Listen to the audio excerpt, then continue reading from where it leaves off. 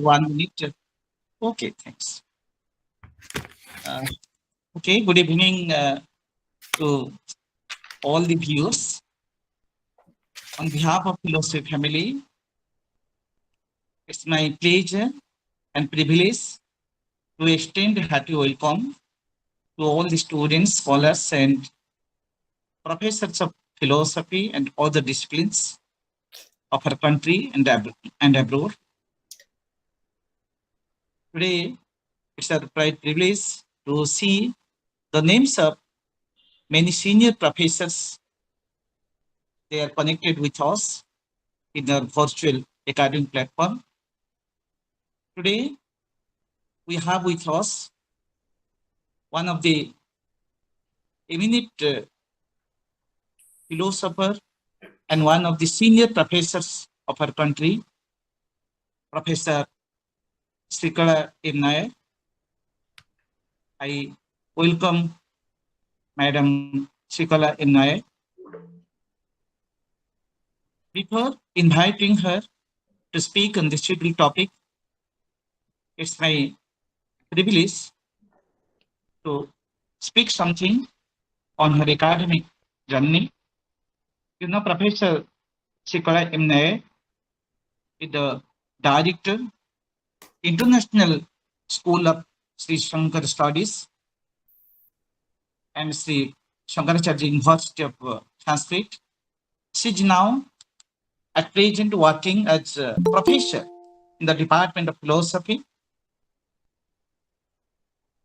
And you know that Madam Nair, after obtaining her MA from Sri Sathya Sai Institute of Higher Learning with first class first and gold medal, she did her MPhil, PhD, and postdoctoral research UGC from University of Madras. Madam Nair has more than 26 years of teaching experience.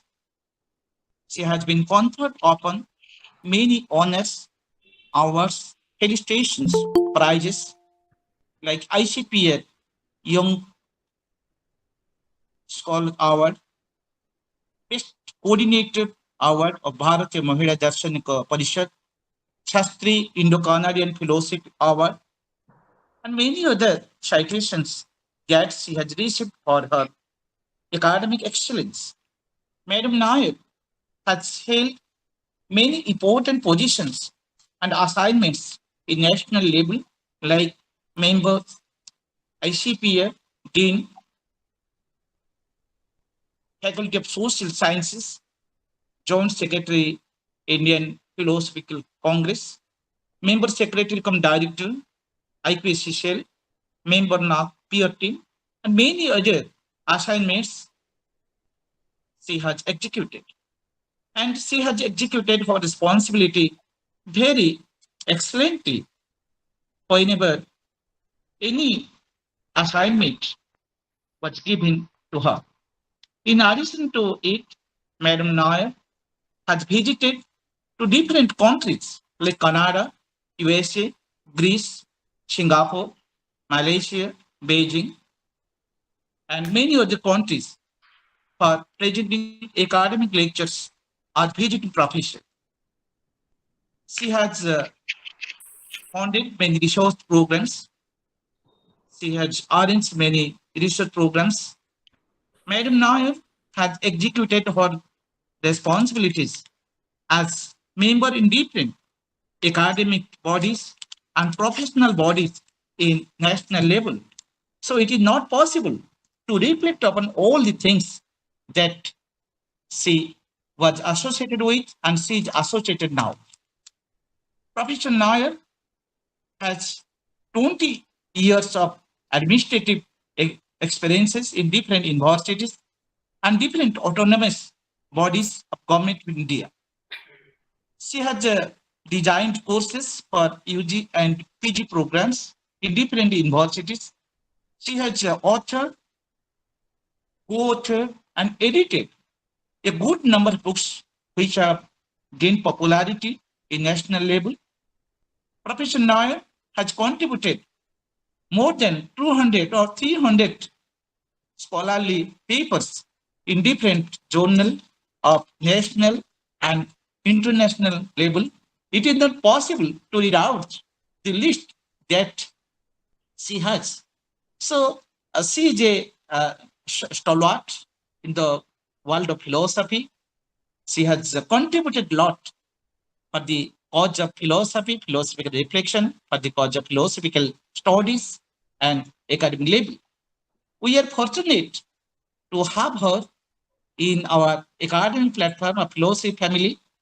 Today, she will present her philosophical reflection on engaging cross-cultural epistemology problems and, and perspectives and prospects. It is not possible to reflect upon all the things, all her academic activities, academic journey as a professor, as an administrator, and as a good orator in different levels. I welcome Madam Nair to our philosophy family. She has also delivered lecture in different occasions in philosophy family, and we can see many of her talks in YouTube that students can be benefited out of them. And with this, I welcome Madam Nair. I welcome our admin, Professor P.K. Das, our moderator, Dr. K. Omnaran Rao. And with this, once again, I welcome all the viewers. I welcome Madam Rumavani, Professor Ranjit Ghosh, Professor Pandit Selvam, and many other senior professors that I can see their names in the screen and their faces. So today, it will be a good occasion for all of us to be benefited out of her scholarly presentation. And with this, I would like to request Madam Nair, Professor Nair, to present her topic. Over to Madam Nair. Thank you, Dr. Kailash ji. Shri Gurubhyo Namaha. Thank you very much for that kind words that you spoke on me. Whatever I speak is my designation as well as profile. Well, I'm also happy that the senior professors like Professor Paneerselvam, Professor Das, and I missed out some of the names, are also here, and a couple of my students. I see Bhupesh here. Lovely to have you all for this on this eve of our 75th independence. And surprisingly, we have a very timely topic to discuss, that is on the cross-cultural epistemology, or engaging cross-cultural epistemology. I presume that this is a very suitable topic to be discussed on the eve of independence. Am I audible good? Professor Paneerselvam, am I audible? Yeah. Fine. Very good. Very good. All right. So let's get going. And I have a rather huge paper, but then I'll try to be as precise as possible. And as such, anyway, my language is crisp. Friends, despite the claim that we live in the postmodern world, where the plurality of cultures, thoughts, and beliefs are said to be celebrated, the fact remains that, as I will show you shortly, the Euro-American hegemony over ideas continue to lay its hold on the world. Way back in 1928, K.C. Bhattacharya has written on Swaraj in ideas, and I remember that today. Imposing their lifestyles, language, and most important, their ideas.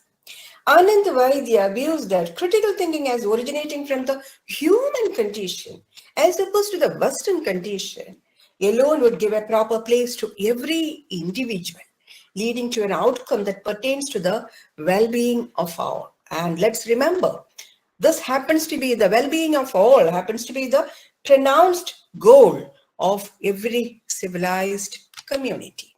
So since we live in a multicultural world, as we are, where people of all cultures, races, and ethnicities are spread across the world, it's no longer possible to say that the population of any country consists purely of the native origins. On the contrary, it might be very well a collection of people belonging to different cultures, be it that of United States, Canada, Australia, and actually Canada and Australia declared to be multicultural communities. So my argument is that hence it is least warranted, even for the Western countries, to leave out ideas that have originated from the non-Western civilizations. In brief, cross-cultural studies is no more an option. It is an essential academic venture for a just society. Now, the lingering European hegemony over the Orient, widely discussed in the post-Said era, evidently has layers within it. It's neither desirable nor possible to untie and spread out all those issues, complex basically, and often intertwining with other cultural, anthropological, and linguistic issues, which would take me to further issues. And it is not at all apt to discuss all that within the space allotted for epistemological discussions. Hence, we shall limit the scope of the present paper to unearth the cultural strings alone that lie hidden in epistemological studies. So I'll confine my studies unearthing the cultural strings attached to the epistemological studies, a science which took to be conceptually prior to all other sciences, as I have been repeatedly telling to people who are interested in epistemological studies, that epistemology is a pre-science, a necessary pre-science to all other logies or sciences, and governed by, as we think, it has been governed by universal and objective norms. Is epistemology free from cultural and civilizational ties? Can it be selective with regard to theories and positions? Is a question hard to answer. An ideal starting point for an exercise like this would be to ask the same question with regard to logic, its elder brother. Did anyone in the field of logic feel that it has had cultural strings attached to it? The question itself sounds very, queer kind of question. But you'll be surprised to listen that Graham Priest, a leading contemporary logician, views that it is time we depart from the familiar ways of looking at logic in the West. We are often told that studies of logic bear the following features. First, it is topic neutral. Second, it is general, equally applicable to all domains of discourse. And third, it's universal and applies to everything. And fourth, it is a neutral arbiter in debates, kind of an umpire. Now, Timothy Williamson, in his recent work, Logic and Neutrality, offers a critique of the conception of logic as discussed just now. He says the idea that logic is uninformative and also that it is a neutral umpire of debates strikes him as deeply mistaken. Principles of logic can themselves be debated, he says, just like principles of any other science. So says Graham Priest. In a private conversation that I've had with Graham Priest when I was in Nalanda, actually it happened in the Nalanda Mahavihar, pointing out that every logic, I was trying to discuss with him on the alleged metaphysical undertones in Indian logic, and I asked him, how do you feel about it? Then he revealed his mind, pointing out that every logic has its underlying metaphysical matrix. Now, here we go. So this brief discussion on logic would leave a significant message for its twin sister epistemology as well, that it is a territory which is not an all men's property. If this enlightenment has occurred to the Western epistemologists, it's time they discard their cloaks of objectivity and universality, under the guise of which this clergy of the discipline has been imposing their concepts upon the non-Western world. Interestingly, friends, these hegemonic undertones in the European epistemology provoked thinkers from the East Asia and the Africa least. On the contrary, they are pledging the name of reason that they will soon discard the native and the aboriginal ways of thinking or cognizing, kind of enculturing, and will get adapted to the global, in bracket, the Western. The global means the Western ways of cognitive behaviors. Let me instantiate the Indian situation. I'll instantiate this with an Indian situation. Ever since epistemology came to the center stage, I'm sorry, I have a bad throat, please bear with me. Ever since epistemology came to the center stage in Europe in the 20th century with the advent of Gettier event, I'm sure you are all familiar with the Gettier event, the 1.5-page article that Gettier came up with way back in 1963, which has created a revolution. Indian thinkers back home busied themselves cross-matching Western epistemic concepts with that of classical Indian. Now, the message is not that I'm not trying to say that what they did was something unwanted. On the contrary, it is only natural to engage in comparative studies when fresh issues creep into the discipline.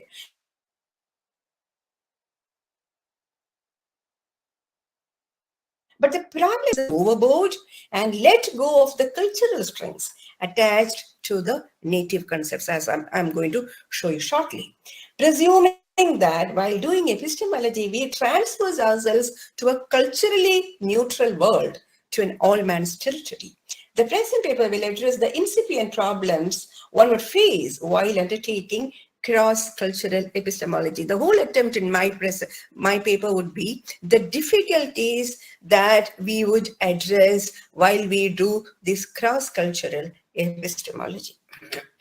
Since early 70s of the bygone century, thick discussions were on to place Indian epistemology in the global canvas. I presume that late 70s, 80s, I remember having read Professor Matilal in early 80s. During 70s and 80s became Matilal's provocative writings, bringing home, his language is very strong. He used to write in a very provocative fashion. I still remember as a young researcher, I was provoked by his writings. Bringing home the analytic rigor inherent in Indian thought, which has aroused a number of Indian philosophers from their colonial hangovers and their dogmatic slumber. On one side, they had their colonial hangovers, and on the other side, with Indian philosophy, they had a dogmatic slumber. They were relieved of both these at one stroke. As soon as and after his, that he has had an early death, and soon his students, Professor Billy Moria and Professor Adindra Chakrabarti, took the reins from him and continued the debate. And the rest is history, College Potter, J.L. Shaw, Jan Mahante, Shibajivan Bhattacharya, to pick up, few prominent names. There are quite a few, among others, who contributed heavily in this field of comparative studies. Now, almost all of them enlisted above have started their discussion locating the right Indian counterpart for knowledge proper, episteme. I'm talking about episteme in the technical sense. Jain Mahanti and Matilal extensively wrote on the disparities between jnana and Brahma. Again, I presume that I'm addressing an aware community, and you all have widely read the disparities between jnana and Brahma, pointing out that, anyway, I'll come to that a bit, pointing out that the former is sheer awareness, that is, jnana is sheer awareness, while the latter alone can be titled as knowledge proper. Mahanti defines jnana as any act of awareness that has intentionality. It's a large class of, it's a huge set, to speak in terms of the set, huge set consisting of subsets, consisting of all types of awareness, including doubtful assumptions, indefinite cognitions, and also acts of drawing reductio ad absurdum arguments. In brief, jnana is a natural, organic happening. It is an event, it is an episode where an aware cognitive agent responds to the given world naturally. Now, this simple episodic awareness can be divided into two. What are they? Shruti and Anubhava.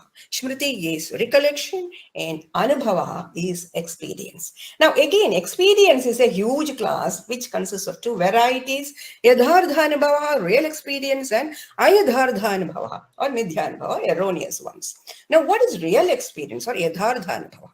Vatsyayana, the Bhashyakara, defines true experience as the experience which cognizes an attribute as belonging to a thing which it really has. Purovartini rajate idam rajatam iti pratiti. Seeing a silver piece in front, if you identify it as a silver piece, well, you have a yadhardha anubhava. Purovartini sukte, if you see a sukta and then identify it as a piece of silver, then you have a brahma or an erroneous perception. Now, this is what is named as Yadhardha Anubhava, is what is named as Brahma, real knowledge. Now, earlier writers, if you remember the writings of Hiriyanna, Sharma, and few others, you all remember that while they were trying to distinguish between Jnana and Prama, they used to qualify knowledge as real. They used to say that Prama is real knowledge. Now, you also realize that this is very misleading. As a young scholar, I was wondering, what is this real knowledge? Because there can't be real knowledge because knowledge is anyway real. So pretty well we realize that real as an attribute is redundant here. Now, I'm initiating the impasse here, the problem. Why is it that they were forced to attribute real to the term knowledge? They were wondering how we can show the disparities between Jnana and Brahma. Terming Jnana as sheer awareness and preserving knowledge from Brahma doesn't seem to solve the problem, as Matilal seems to think. Since there is no categorical distinction between Jnana and Brahma, because both of them fall into the general category of Jnana Samanya, Jnana Samanya Karna, we cannot truly preserve the term knowledge for Brahma alone. Traditionally, Jnana is the term that is preserved for knowledge.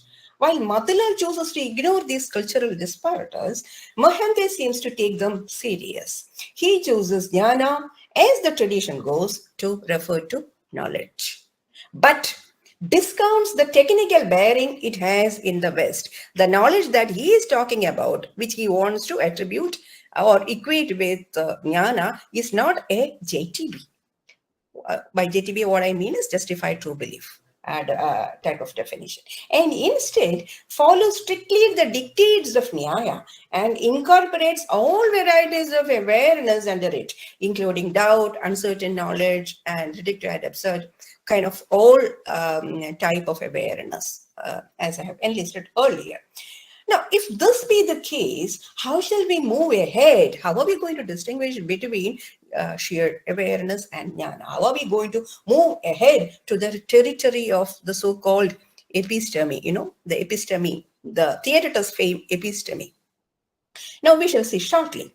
But before I take you to that, let me sum up the cultural disparities that get figured out in the two traditions, which is really the topic that I'm interested in. First, while knowledge, as in the Western situation, is normative, it's a normative theory where knowledge is defined as a belief which happens to be true independent of the agent, and the agent also happens to bring in the justification required for it, and these are the norms for any mental state to be called as a knowledge proper. Jnana is not normative, it is realistic. It is something that happens in space and time. Second, knowledge is dispositional in nature, while jnana is episodic. Knowledge is dispositional, and while jnana is episodic. It's something happens, it's an event. And finally, while knowledge is a mental act or state, earlier, the West used to think that knowledge is a mental act, now it's a mental state, but jnana is neither a mental state nor a mental act. It is not a function, but a product. It is a product. It happens and it's an episode. Jayanta Bhatta, for instance, he says, Nahi kriya swabhava jnanam apidu bhala swabhavam eva. It is a bhala swabhavam. It is not kriya swabhavam. It is bhala swabhava. It is something that happens. It's an episode. In brief, jnana is an event when being accompanied by the finest epistemic virtues becomes a purama. Now let me take up the question that I have suspended it a little while ago. How do we know that we have a prama, or how do we distinguish between jnana and prama? How do we know that I'm still in the level of jnana, or whether I have moved on to this level of prama? Jnana will be validated only if need arises. It's a big, huge discussion. Pramanyavada is a big, huge territory by itself. I'm not getting into that. My business is not to speak about the theory, but rather use the theory to exhibit before you the difficulties that are involved in cross-cultural studies in epistemology, placing before you, as it were, the factors, the cultural factors that often get ignored.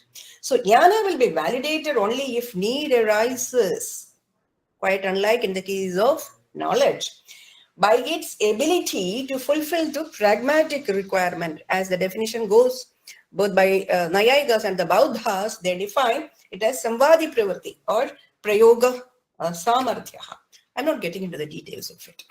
Now let us admit that there are limitations. We must grant that this episodic notion of knowledge has inherent inbuilt limitations. While promoting an episodic view, we have certain logical limitations. Now, the whole clan of epistemologists, Indian epistemologists, would maintain that cognitive verbs are achievement verbs and not capacity verbs. And this is one basic distinction where we stand in two different verbs. Cognitive verbs are achievement verbs. They are not capacity verbs. They are not disposition, but episodes. Now, this episodic nature of jnana limits it as a private experience. My knowledge is mine. Because it is my episode, it's my experience. But knowledge per se cannot be so, right? Now, this is the basic problem.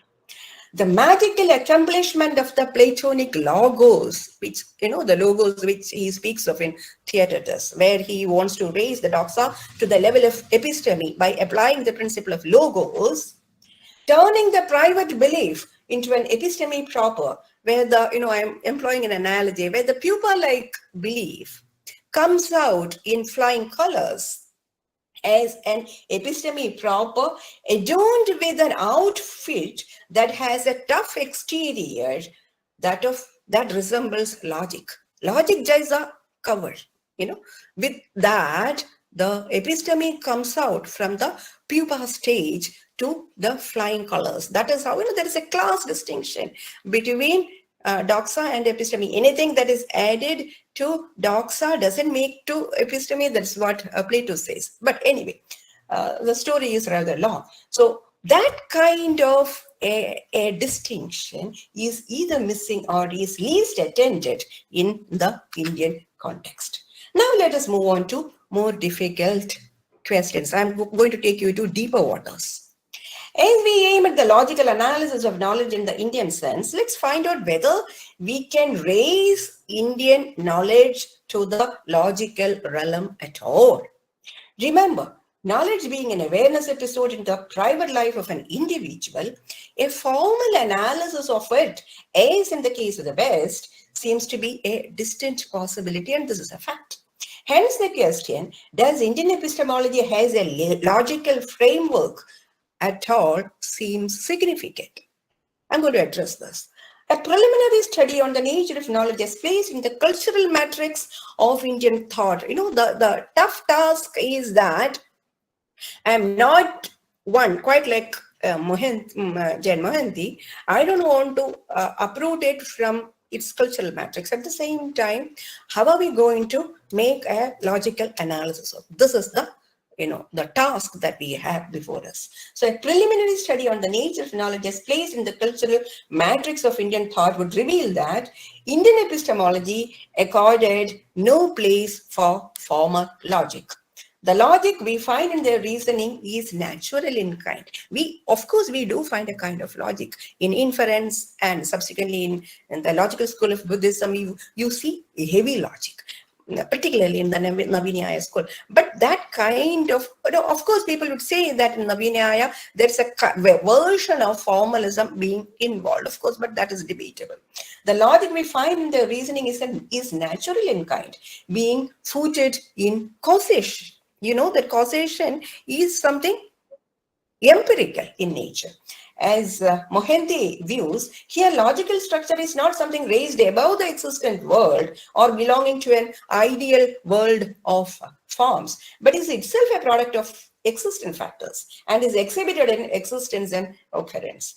Now, this commitment to naturalism is visible throughout the literature. I'll give you one more instance. Look at the semiotics, the Indian semiotics. Semiotics is the science of symbols or science. Now, what are the types of symbols of the science used by Indian philosophers? Look at the signs. I'll show you the most prominent sign that Indian philosophers have been using. You all have heard of Panchaveva Vakya, the 5-member syllogism, and you have a sign, a prominent sign that's been used by them, and that is Dhuma, smoke. And isn't Dhuma a natural sign, suggesting that they are not? Sundar Sarukai speaks about it. So they have no interest in raising formal science because they were down to earth people, naturalists at the bottom level.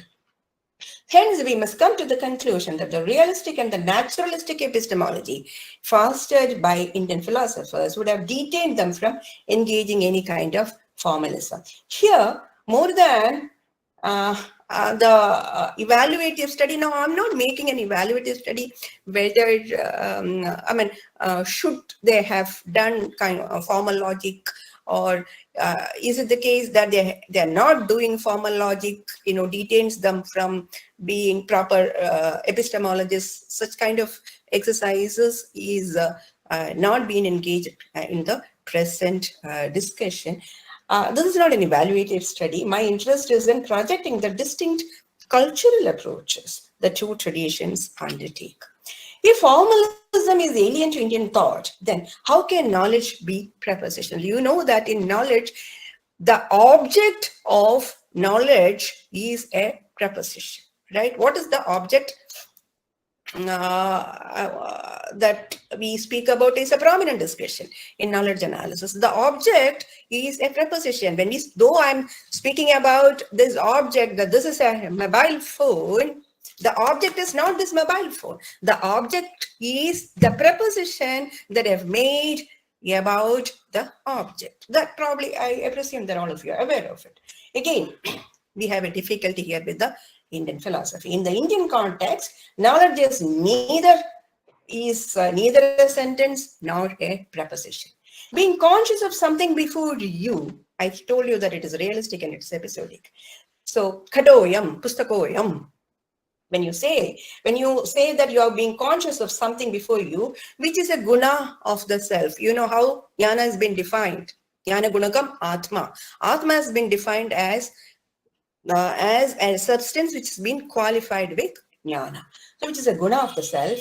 Being an experience, it need not have a sentential structure.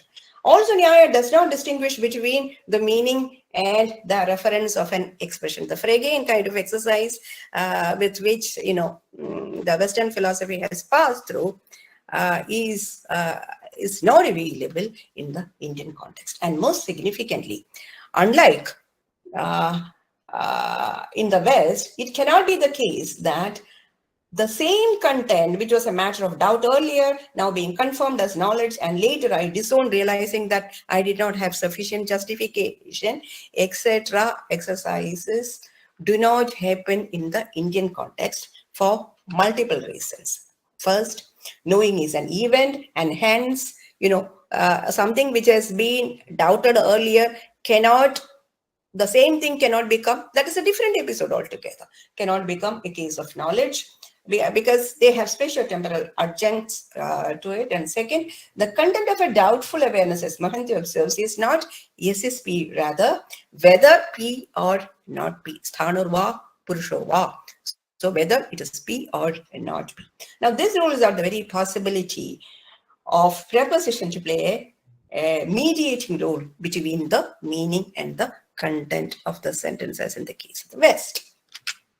In a significant move, now Mohanty comes in and then he says that though it is not not a preposition, he is willing to credit prepositionality to the savikal pratyaksha type of experience.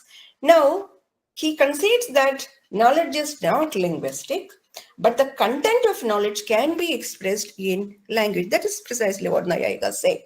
Mohanty is of the view that from a generous epistemic position, there are difficulties, but we will have to be generous. From a generous epistemic position, there is not much of difference in holding I know that S is P and my knowledge that S is P, since both refer to the same state of affairs.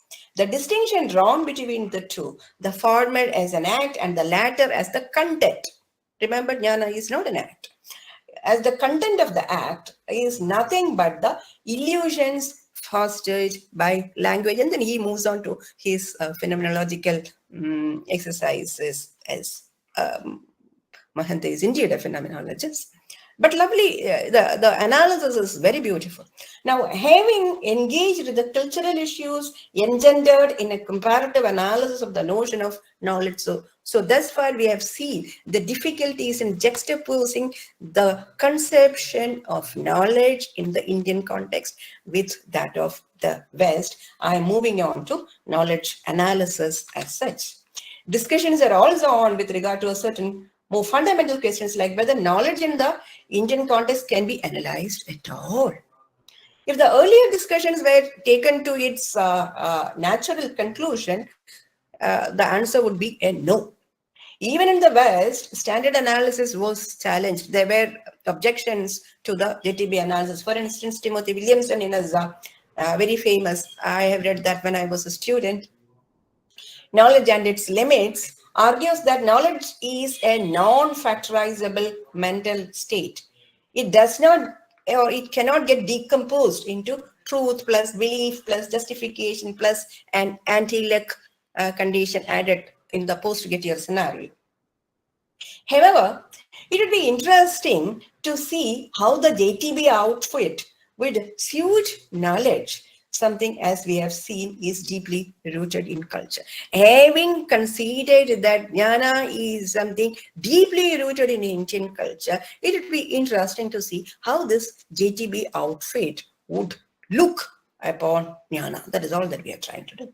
So pragmatic orientation given to, there are also several other cultural strings I am just leaving out. I'll just mention two issues. One is the pragmatic orientation that Indian theorizing has, be it logic, be it epistemology, everything has a pragmatic orientation. At the end of Gautama's Nyaya Sutra, Gautama says that the whole thing is for Nishreyas. And one would, stay wondering, what has logic got to do with Nishreyas? Now, this pragmatic orientation and also the transcendental goal. Krishna has argued against this, but that's a different issue. So this transcendental goal with which every theorizing has been attached with.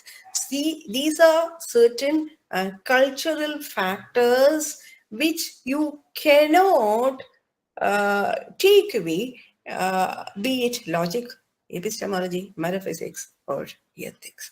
So these, of course, I will not discuss all this, but then I'm just trying to bring before you other cultural leanings. Now, I'm taking you to knowledge analysis proper. Now, we are all familiar with the tripartite analysis. The WFF, the well-formed formula is S knows that P if and only if P or P is true. S knows that P, and this is justified in believing that P. Let's see how good knowledge in the Indian context go over that. Now, with regard to the first condition, truth doesn't create much problem because in India, particularly the Nyaya tradition, has a very well-developed correspondence theory of notion.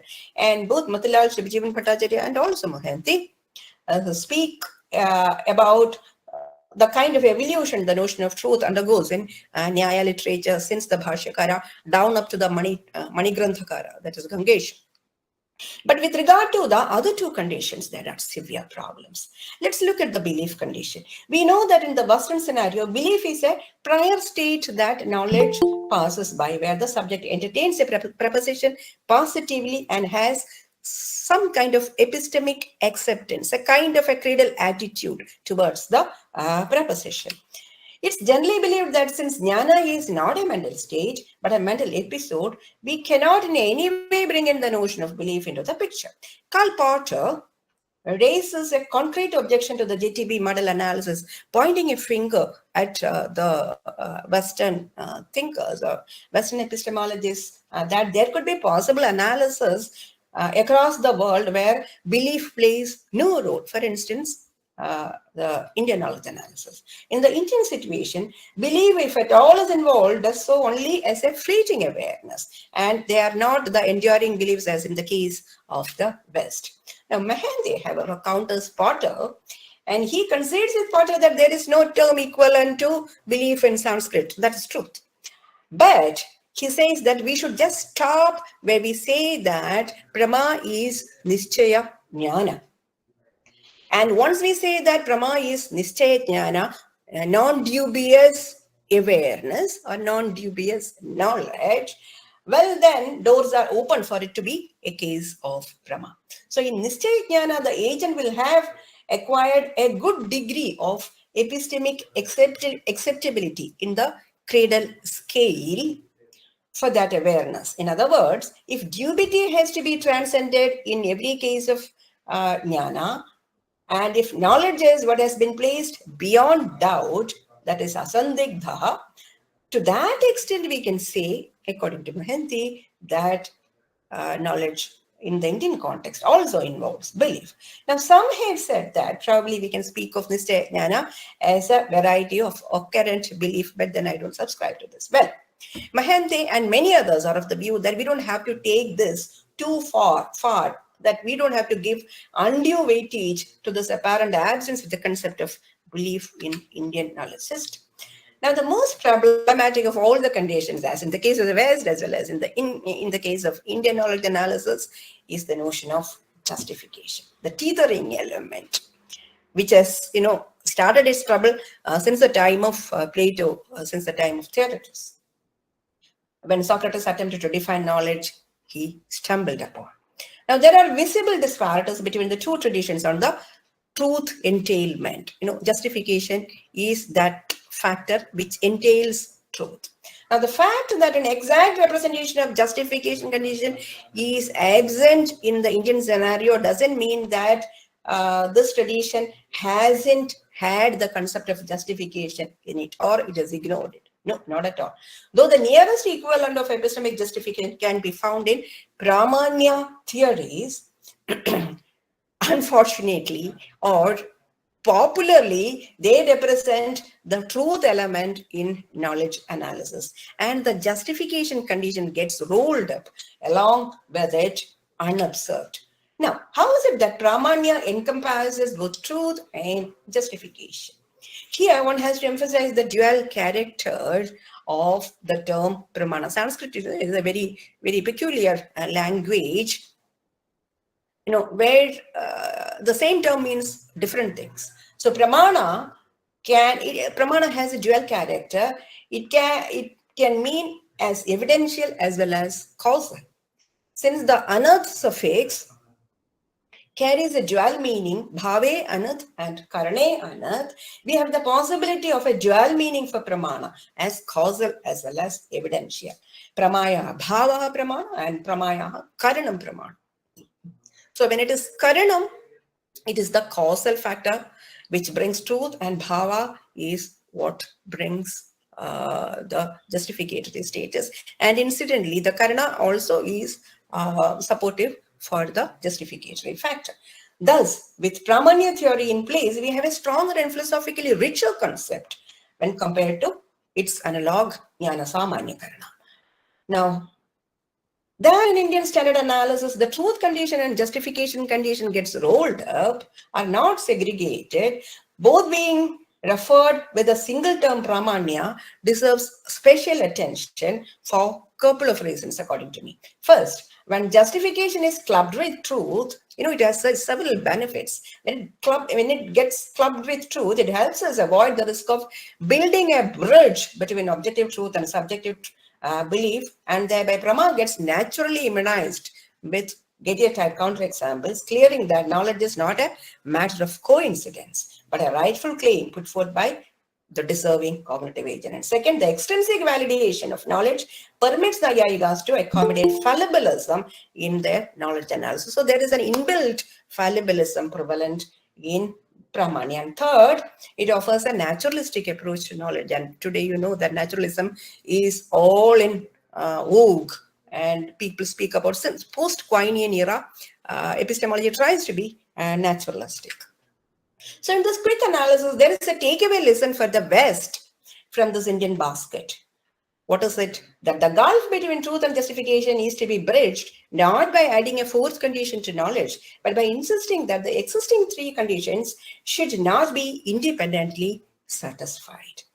There are also pragmatic strings attached to engage cross-cultural epistemology. I'm going to now take you to a different realm where I'm trying to impress you why cross-cultural studies is essential from a pragmatic approach.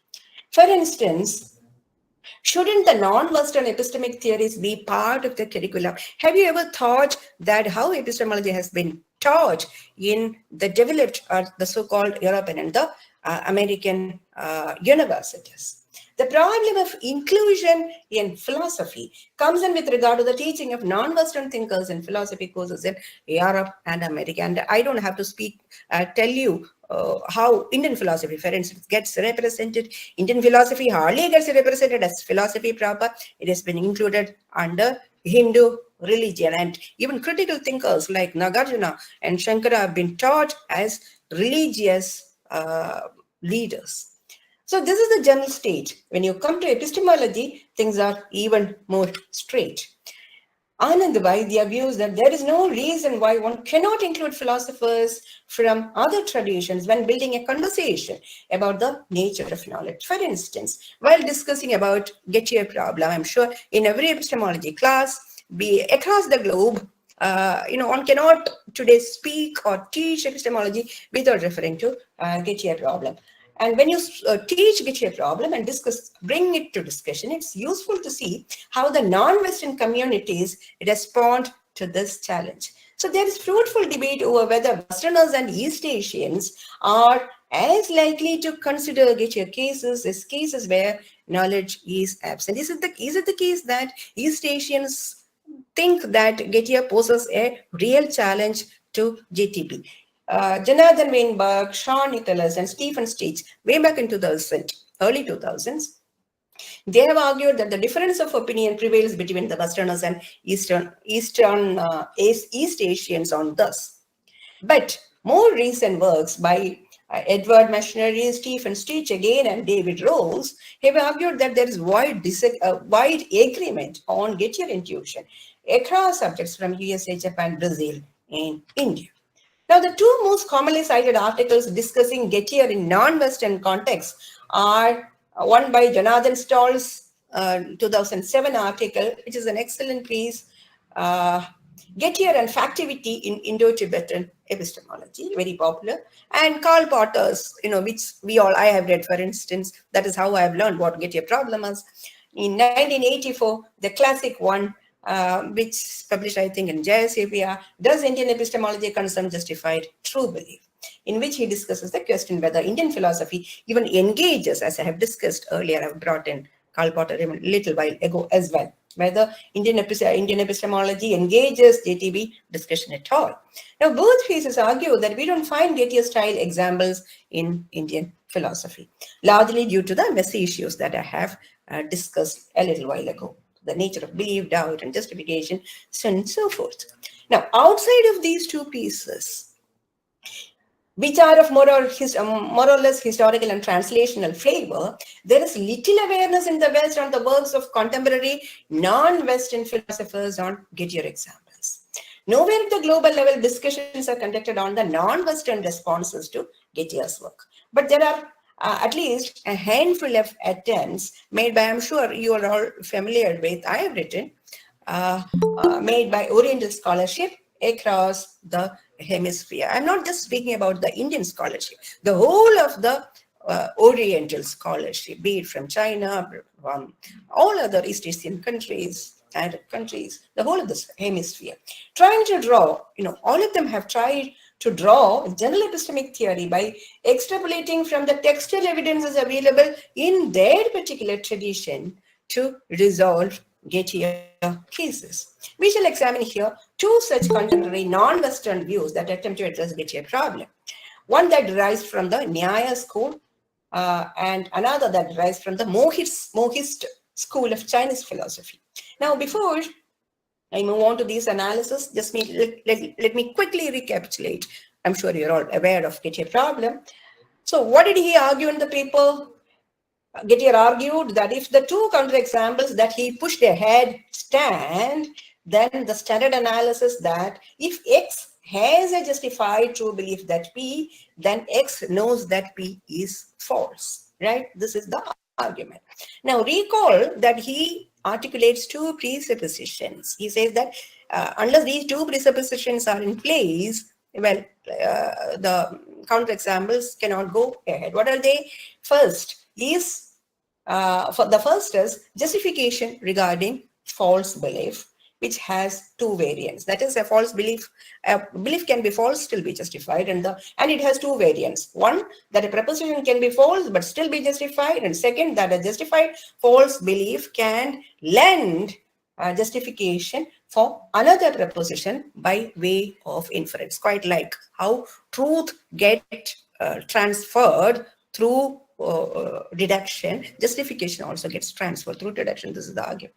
Now, the second assumption has to do more with logic, which is technically called the principle of deduction for justification, otherwise known as the applicability of the principle of closure in the context of justification. Now, the principle claims that if X is justified in believing that P and X is justified in believing that P implies Q, then X is justified in believing that Q. Now, Jaishankar Shaw from New Zealand, extrapolating for the Nyaya school, shows how they would handle both counterexamples, though differently. With respect to the 10 coins case of Gettier, I hope you remember the 10 coins case, Shaw says that Udayana would have resolved the problem like this. He would have argued that the conclusion of this inference is false, and hence there is no challenge to GTB. To reveal the fallacy involved, Shaw rephrases Smith's said belief that the person who will get the job has 10 coins in his pocket to the following. Now, he says you'll have to rephrase it to make it clear how the fallacy occurs. The person who will get the job, presented under the mode of being identical with Jones, has 10 coins in his pocket because he thought that it is Jones, but it happens to be Smith, isn't it? Now, Shaw claims that the knowledge proposition under consideration, in fact, mixes up two beliefs. Now, here there is a confusion with regard to two beliefs, one with regard to Jones and another with regard to Smith. Now, the argument, I'll say the argument, I've taken it from Anand. I'll say the argument so that will be clear to you. The argument is, JTB is about belief. The phrase, the man with 10 coins in his pocket, can be used to capture two distinct beliefs. One that has Jones as the referent and the other that has Smith as the referent. Smith's belief is about Jones, not himself. So although the sentence expresses a true belief, it is not Smith's true belief, since Smith's belief is about Jones. And the argument is, if it is a JTB, where B is also equally important. So if the said belief is not Smith's belief, then we don't have a case of justified true belief that is not knowledge. Rather, we have a case of justified false belief that is not knowledge. And therefore, there is no counterexample to the JTB. So, or the C is not really a counterexample, not really a challenge. Now, with respect to the second counterexample of Gettier, the Ford or Barcelona case, Shaw points out that it is a case of belief, truth, and justification independently being placed, but not a case of justified true belief where justification is a qualifier of true belief. Now, the argument is there is a difference between justified true belief and true belief qualified by justification. So when Smith believes that either John's on Ford or Brown is in Barcelona, he has a justified true belief, not a true belief qualified by justification. Just as, it's quite like the man with red iron mask is in the room. So in order to make the sentence true, it is not sufficient that there is a man in the room and there is something red and there is something called an iron mask. That is not what has been meant. So a proposition is not a piece of knowledge because it is justified true belief. Rather, it has to be a true belief qualified by justification. Now, this distinction is easy to explain, again, using case of sandwich. A sandwich has two parts, but it is only a sandwich when those parts are ordered in the right way. Two pieces of bread stacked on top of each other with cheese on top and an avocado on top is not a sandwich. Move the bottom piece of bread to the top and, well, yes, you have a sandwich. Similarly, it is not sufficient that you have justification, truth, and belief disconnected. It should be the belief and truth should be, justification should be a qualifier to the proposition in hand. So the second attempt is that by Beaumont, professor of San Jose State University, a Chinese philosopher, who shows how the Mohist school of China would handle the 10 coins case. Now, his work relies on the Mohist treatment of kind of inference pattern known as parallel inference. Now, the argument, this is a clear indication that there are cultural strings even to logic. The argument is that if Smith has a justified true belief, then the inference from John will get the job to the man with 10 coins in his pocket will get the job must be valid. According to the Mohist tradition, the inference is valid only if it preserves the identity relation across parts and wholes. Smith is the referent of the man who will get the job, and Johns is the referent of the man who has 10 coins in his pocket. So the part-whole identity relation is not preserved, and so the inference is not deductively valid. Of course, this analysis is applicable only to this particular CE, but the point is that the bar need not be very high.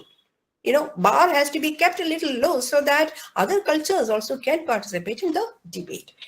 So what my argument is that Shaw's Nyaya case and Mao's Mohism are contemporary theories of epistemology deriving from historical sources in classical Indian and Chinese philosophy.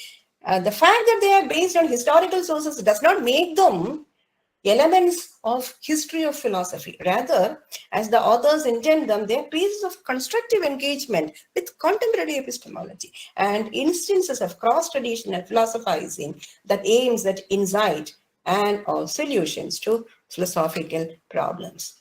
Now, there could be a host of objections that come from the clergy of epistemology, like there is nothing novel about it, and such points are already being covered. The point is not all this. The point is that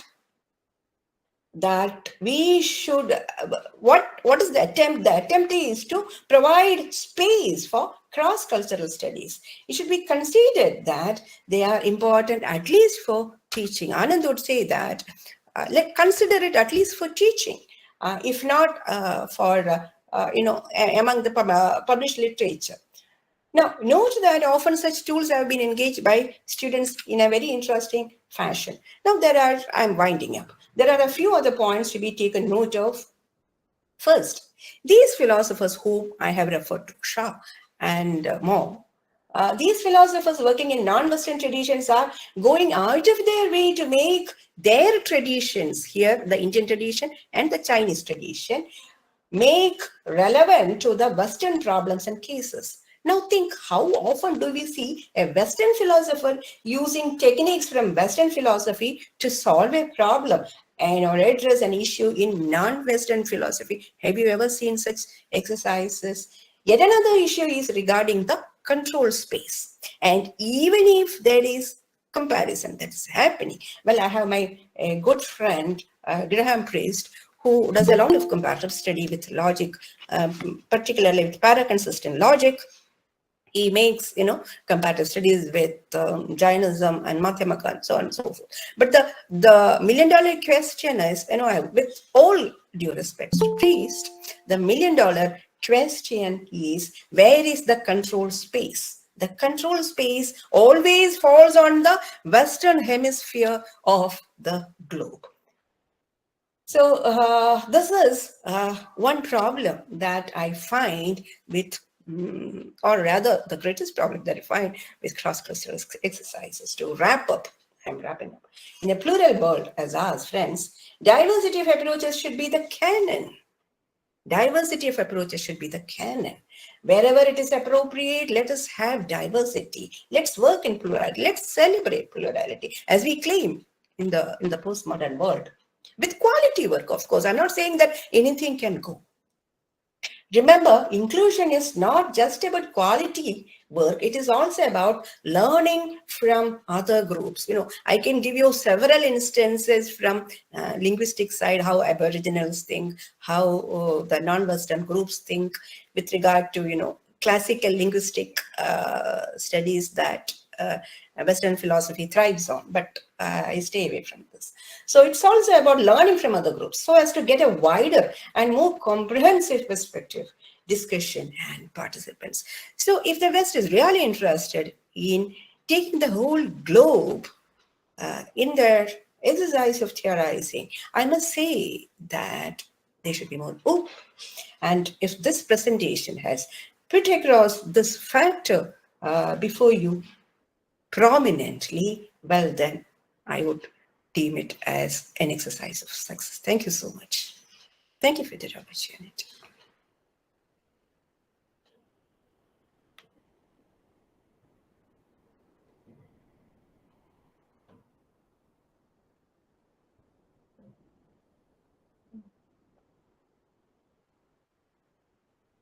Yes. Okay, over to the. Hello. I mean, not audible.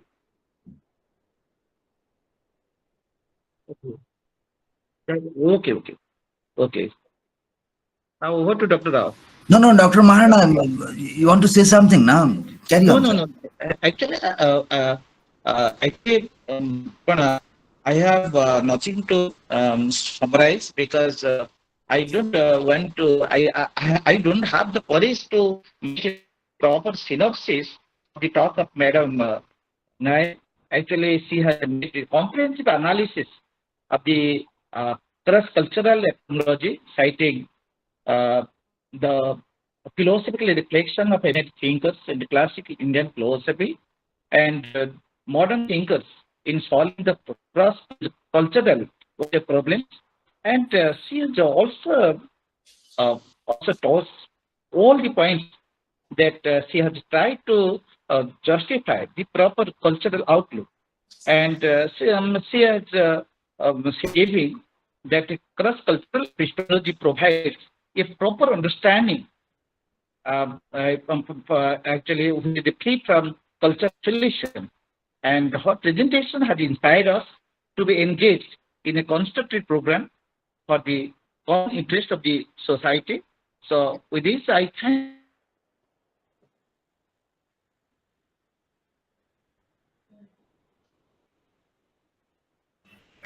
Well, namaskar everybody. Thank you, Dr. Maharana. Well, there is some network issue, I think. He has left the meeting, some network issue because it is raining heavily in Odisha. Okay, network issues. Well, thank you, Professor Nair, for a very technical problem. I don't think it is so much easy to understand, actually. Very technical, very delicate. Well, we require some sort of serious experts to make a real comment on the entire exercise you have made, because it is not that easy. It's very technical because you have taken a thread and a very hairy thread and you have made an analysis into that. It is not that, it is so atomic, and making an analysis to that, and it's so difficult. Well, we have with us a technical expert, say, in the form of Panir Silvam, sir. Well, I request him to make her understanding still more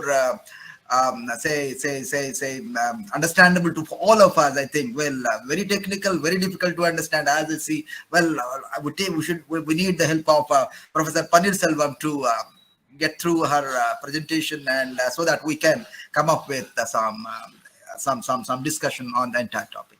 Well, Professor Panir Selvam, sir. Namaskar, sir. Sir, please. Namaskar, Professor Narayan Rao. First of all, we congratulate Professor Sreekala Nair for her excellent presentation.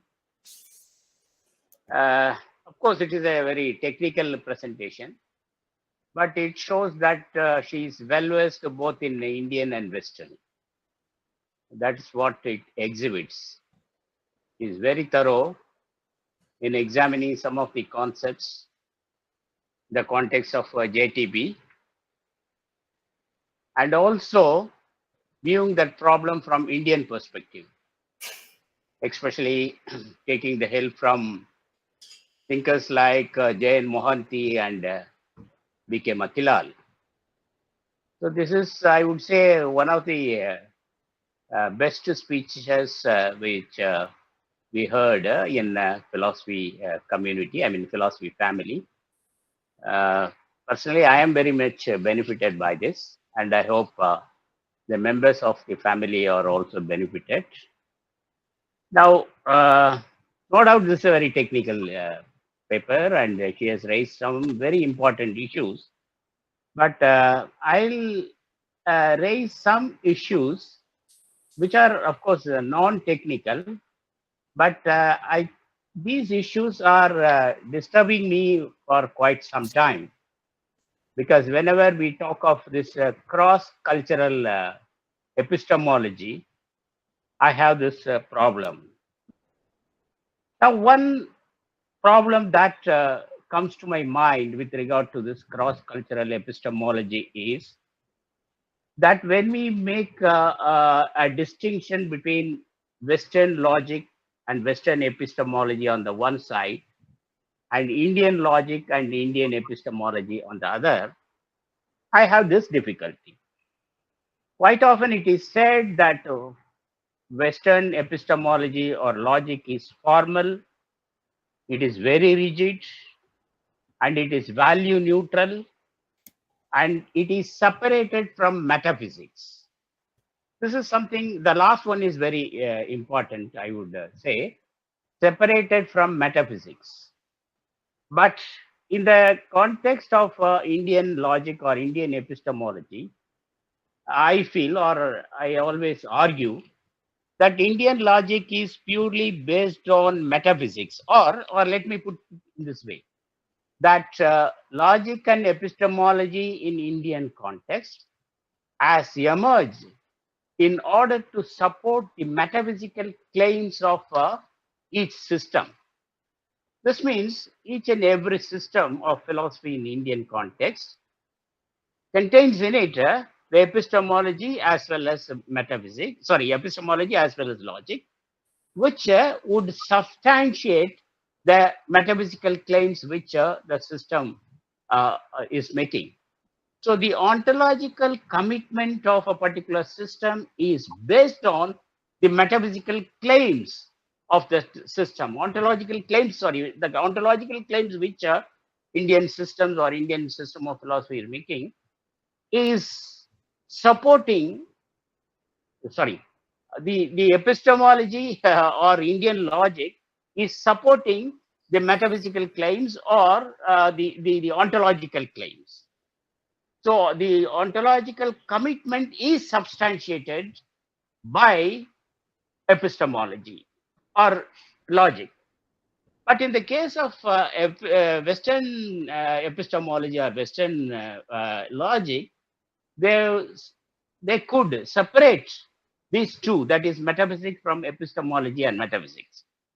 I won't say that this is a plus point to Western, whereas the Indian side is a minus point. No, In fact, I would argue the other way, saying that we, that is in Indian context, we are more concerned about the reality rather than discussing the formal logic or the formal way of understanding everything. So I would like to know, where do we have this cross-cultural epistemology? If that be the case, if they have got, if both Indian and Western, if they are not sailing in the same boat. They've taken two different boats, and I would say that they are uh, going in two different directions. So, where is a place for this cross-cultural epistemology which you are talking about? Then one problem with this cross-cultural epistemology, I always feel, is that there are certain concepts for which we don't find equivalent in Indian tradition, or vice versa.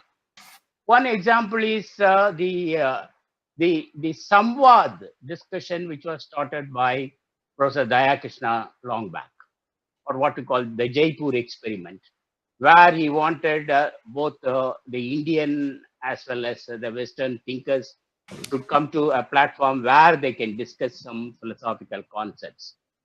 But that could not be successful, according to me and many thinkers, because we don't find equivalent word for certain terms, both in Indian and Western. So this cross-cultural epistemology has certain limitation.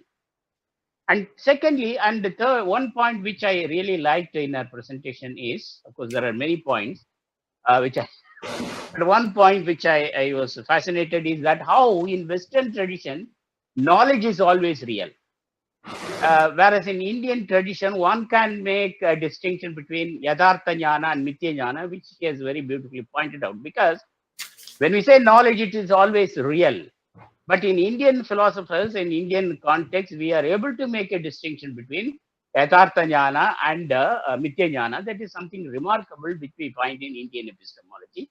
And I am grateful to her for pointing out this important aspect. Then another significant point which she has raised in her presentation is the Gettier problem and how Karl Potter, for example, is viewing entire Gettier problem from Indian side, and whether we can have similar issues. This is one thing which is bothering me, because of course we can make an attempt. We philosophers in India can make an attempt to solve some of the Western issues or Western problems. So, but our Indian philosophers are very careful in saying that this is something like Gettier-like problem, which means we need not find the similar issues in our Indian tradition. Philosophers differ among themselves and they have different ways of approaching the reality. So, do we say, or can you say that that approach made by Indian thinkers are quite equivalent to that of some of the issues that are raised by Gettier and others? Then now for the solution that we are offering, we are talking about Udayana, for example. Yeah. But my question is, how far these solution, the so-called solution, are really acceptable? Are they really a solution? Because once again, I have to go back to my first proposition, namely that we are working on two different propositions, whether it is Indian or Western. We have got different presupposition, and as a result of that, we will derive something different conclusions. So where is the converging point? Then finally, in the beginning of your talk, you said about the Euro-American hegemony over the Orientalists, Oriental thinkers. But I would say that we have crossed over this problem. We are not no more talking about their hegemony over the Oriental people. In fact, we have seen thinkers like Edward Said and many others have pointed out that this could, Foucault also, for example, we have said that we can transcend that. We are making some attempt to transcend. So that is not a problem. But how far the epistemology, or the Western epistemology, I mean, and the Western logic would substantiate some of the claims which are trying to make an Indian context.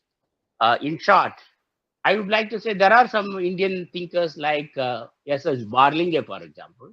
He has written a very beautiful book on modern introduction to logic, wherein he was trying to show that Indian logic in Indian context can be interpreted in terms of modern logic, especially formal logic or symbolic logic of the West. So what I'm trying to say is there are some attempts made by thinkers like Barlinge or Potter and others, but are we really making an attempt to solve this problem? Are we successful? How far we are successful? You are pointing out Professor Sundar Sarkai and many others, of course. But the solution which we are trying to emulate from them, is this a real solution? Why? Because I would say no, because we are working on two different directions, and there is nothing wrong. It does not mean that the Westerners are the best. No, it is not like that. But we can have a different approach to reality, and that's what we are doing in Indian philosophical tradition. So this does not underestimate the approach made by Indian thinkers. That is something really. In fact, you have in the beginning of your talk, you made a reference to K.C. Bhattacharya's Swaraj in Ideas, which has to be celebrated. So why do we depend on using the Western methodology or a comparative study showing that this also could be seen in Indian context? No, that may not be.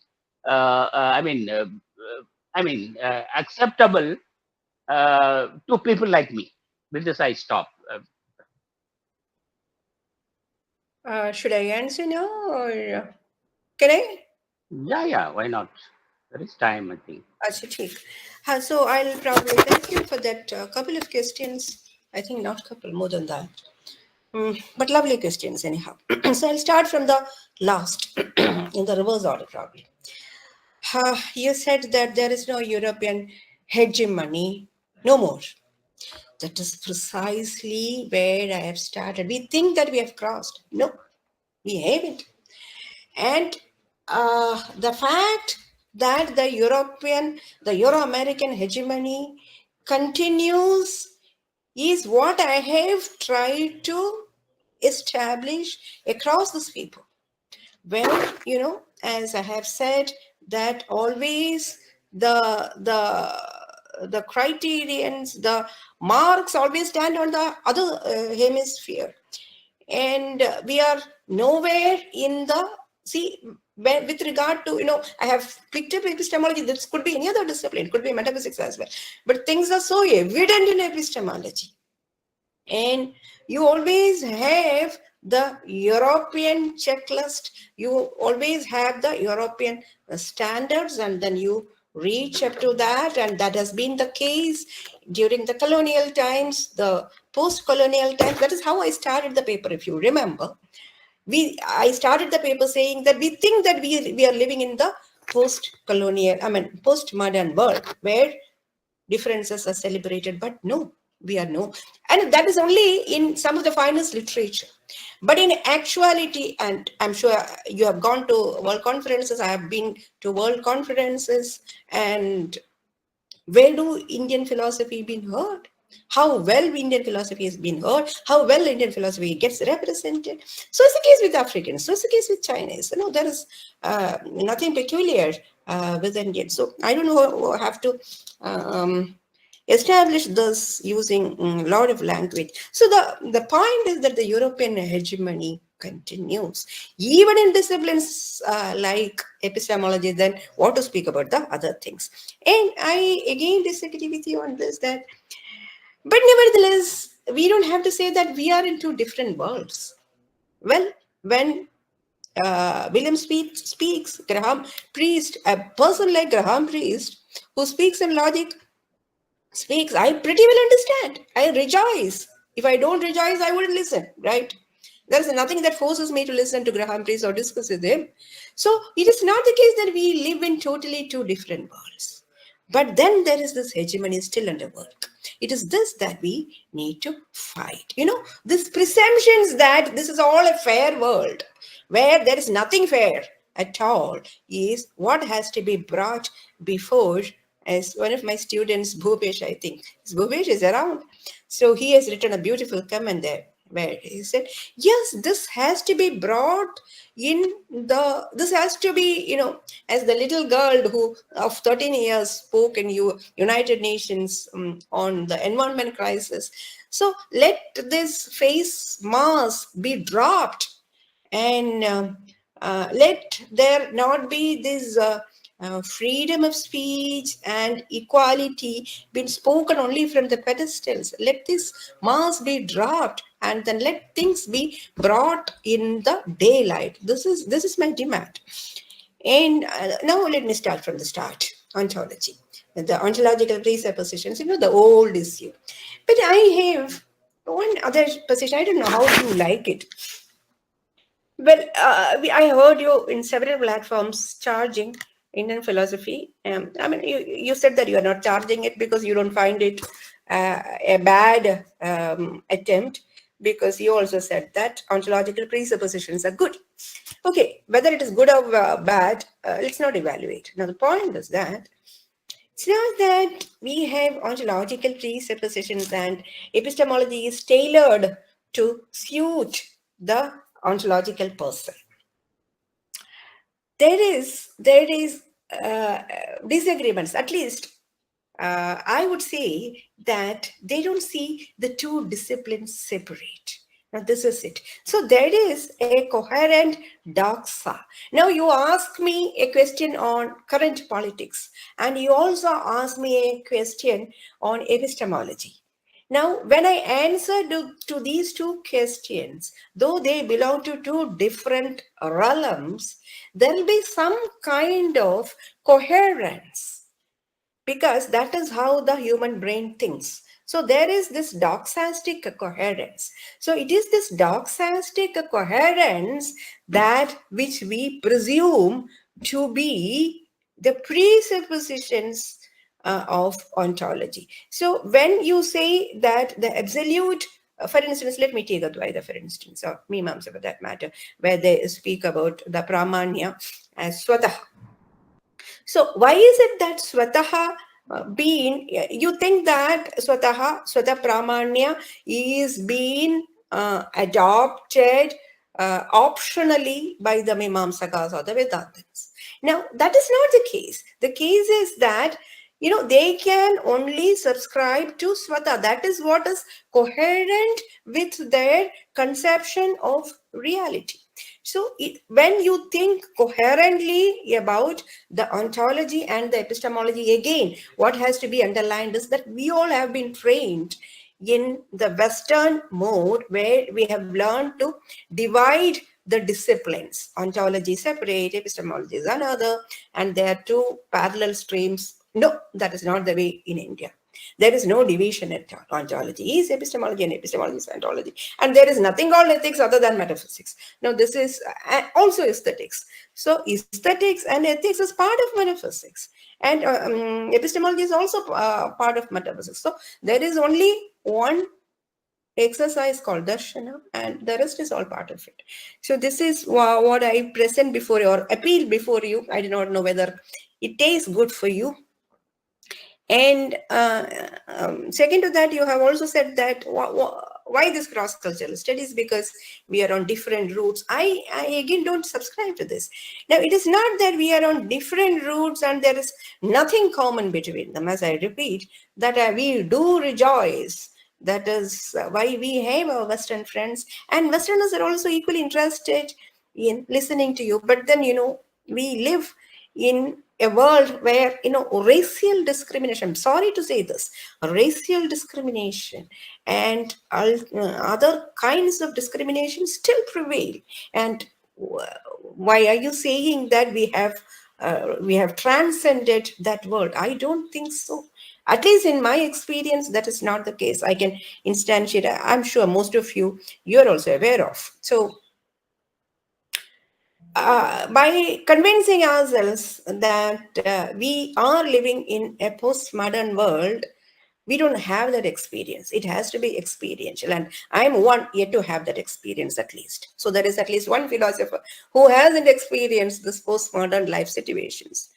Now you say that there is no equivalent terms for many of the technical philosophical terms, and you quote Dayaji's exercise. Yeah, preposition, for instance.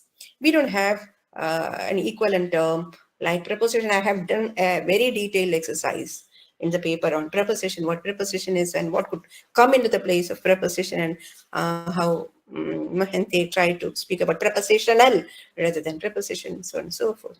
Now the thing is that, when the West has their knowledge analysis, it would be lovely if they also spare some time to look at yet another tradition, be it Chinese or Arabian or African or Indian or Japanese, whatever. I'm not insisting that it should be Indian alone. So it would be lovely. Only then you feel that you are living in a pluralistic world. I don't think that anyway we think different, the traditions are different, and therefore let's not have this cross-cultural studies. No, on the other hand, we will have to remember two golden rules. First, that the non-Western community is not going to go overboard presuming that logic and epistemology are all men's territory. No, we have our cultural leanings. Let us remember that. Let's not sacrifice our cultural leanings for any common space. And second is that the West should realize that as I think it was Putnam, I don't know, probably you might remember better. Putnam, I think, was the one who said that let the West stop speaking for a while so that we can hear wisdom, the non-Western wisdom insights. So that is precisely what it is. Let them stop speaking for a while so that the wiser words can be heard globe over. Let Gandhi be heard and Gandhian solutions for development be heard. These are, and you also spoke about Gettier problem and the solutions. See, whatever solutions that are raised from the Indian, they are at par with the other solutions. It is not Gettier. It is not like Gettier counter examples. Everything is Gettier. See what Keith Lahar has proposed, what Goldman has proposed. At all, Gettier has given a structure, a 4-point landmarks, and if you have all those, then you have a Gettier type counterexample. I very often ask my students to create Gettier type counterexamples. So once you have the Gettier type counterexample, they are like Gettier type counterexamples. In fact, better than Gettier counterexamples. And the solutions that they have come up with this, for instance, Shaw's solutions are excellent solutions, I suppose. The problem is that in India, we don't have the formal logic, the formal way of ours is, I do not know. I don't want to term it as material logic because there's nothing called material logic. The thing is that it is naturalistic.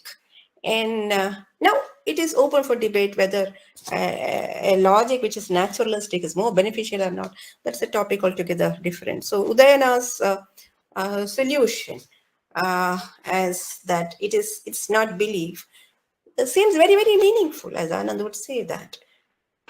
Yeah, these are my responses, if that is of good taste. Thank you.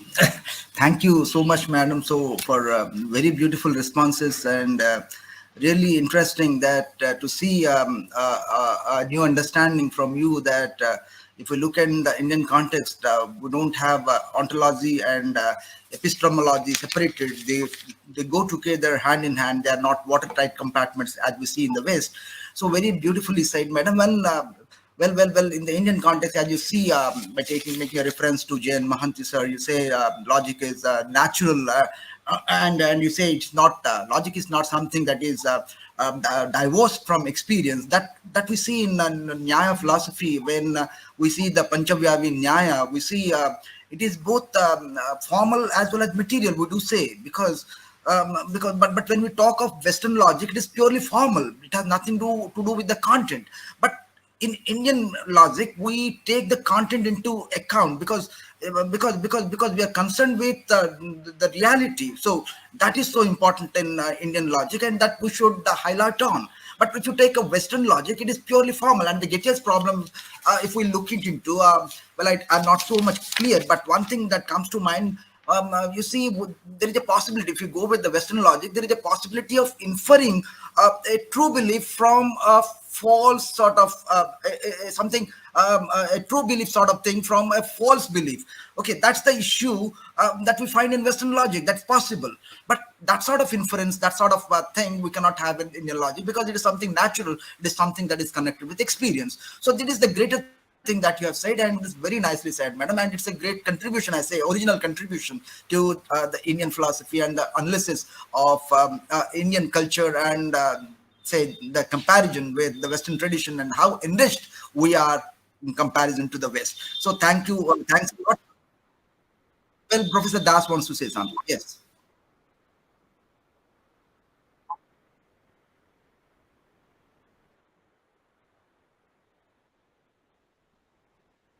Yes, what Professor Nair wanted to say is that in the Indian context, but I could understand that, you see, in the Western context, we have ontology being in a ontology and epistemology, they are quite different, they're separated, and they're not taken holistically, they're not taken together. But in the Indian context, they are taken not as watertight compartments, they go hand in hand, they are together, they cannot be divorced, they cannot be separated. So also in Indian logic, when he spoke, taking a reference to J.N. Mohanty sir, he says the Indian logic is quite natural, it cannot be divorced from experience. So that speaks of the Nyaya logic, where we see that Nyaya logic is not just formal, it is also material. It has a reference to the reality. So, but that sort of things is missing in the Western culture, in the Western logic, which is purely formal. Okay, the form is all right, they're quite missing, the content is missing, whatever made the content, whatever you insert, it becomes a valid argument. But that's not the case in Indian logic, in the Indian context. It has to be a reflection of reality. So that's a greater contribution I see. That's the idea, I think, that Professor Nair wants to put forth before us. I may be wrong, but this is the understanding that I carry from her. And making a reference to the Gettiers problem, well, I'm not sure. In the Western context, there is a case where we can infer something of sort of a knowledge sort of thing from a sort of false belief. That is possible. But that sort of inference of false knowledge, say a knowledge sort of thing from a false belief, that cannot, we in the Indian context, that is not possible. That is possible in the Western context. So that's the thing, that is the advantage that we have in the Indian context. That I feel. That's my submission. Well, Professor Das, you want to say something?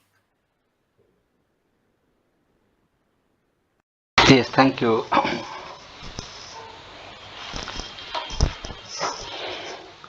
I could not really understand whether Professor Nair is appreciating Indian epistemology or not. Anyway, but I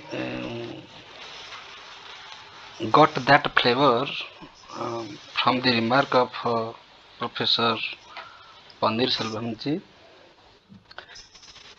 My question is, it is not a question, it is a question to myself. What for epistemology? If we are discussing about epistemology, I am not favoring Western or Indian. We are all human beings. And we all need epistemology. Because epistemology is a human possibility. We may belong to any land. Every land has its own culture. So cultural impact must be there. But in common parlance, what for epistemology? The second question is the gap. What is the question again? What for epistemology? What for? What is the purpose of epistemology? What's the purpose of epistemology? What for epistemology? Oh, all right. And the second one is is the gap between epistemology and reality bridged by any pramana, be it perception, be it inference, be it any pramana. Four pramanas are given by Nayakas, verbal, including verbal testimony, linguistic analysis. If the purpose of epistemology is to understand the reality, is it really understood by epistemology? Is any epistemology sufficient to give us a complete information or idea about the reality? The answer is a big no. Epistemology is an attempt to understand the reality. So now reality is of two types. One is the available reality. We manage with phenomenology. We manage with the appearance, what appears to us. We manage with the reality that confronts us through space and time. Also science admits that. Science also claims that we are dealing with the reality that is available to us. Therefore everything is relative. If that is truth, then epistemology is the only tool to explain, to understand that reality, apparent reality, which appears to us to be real. But reality as such is unknown. It is also admitted by Immanuel Kant in Western land, and it is admitted by the Indian thinkers, especially Sankaracharya. So what for epistemology? Is it for the available reality, or it is the reality as such? Is it for phenomena, or is it for noumena? So the second possibility is not possible, not there in epistemology. Second point is, what is this? This is so and so. So this is a part of epistemological contribution.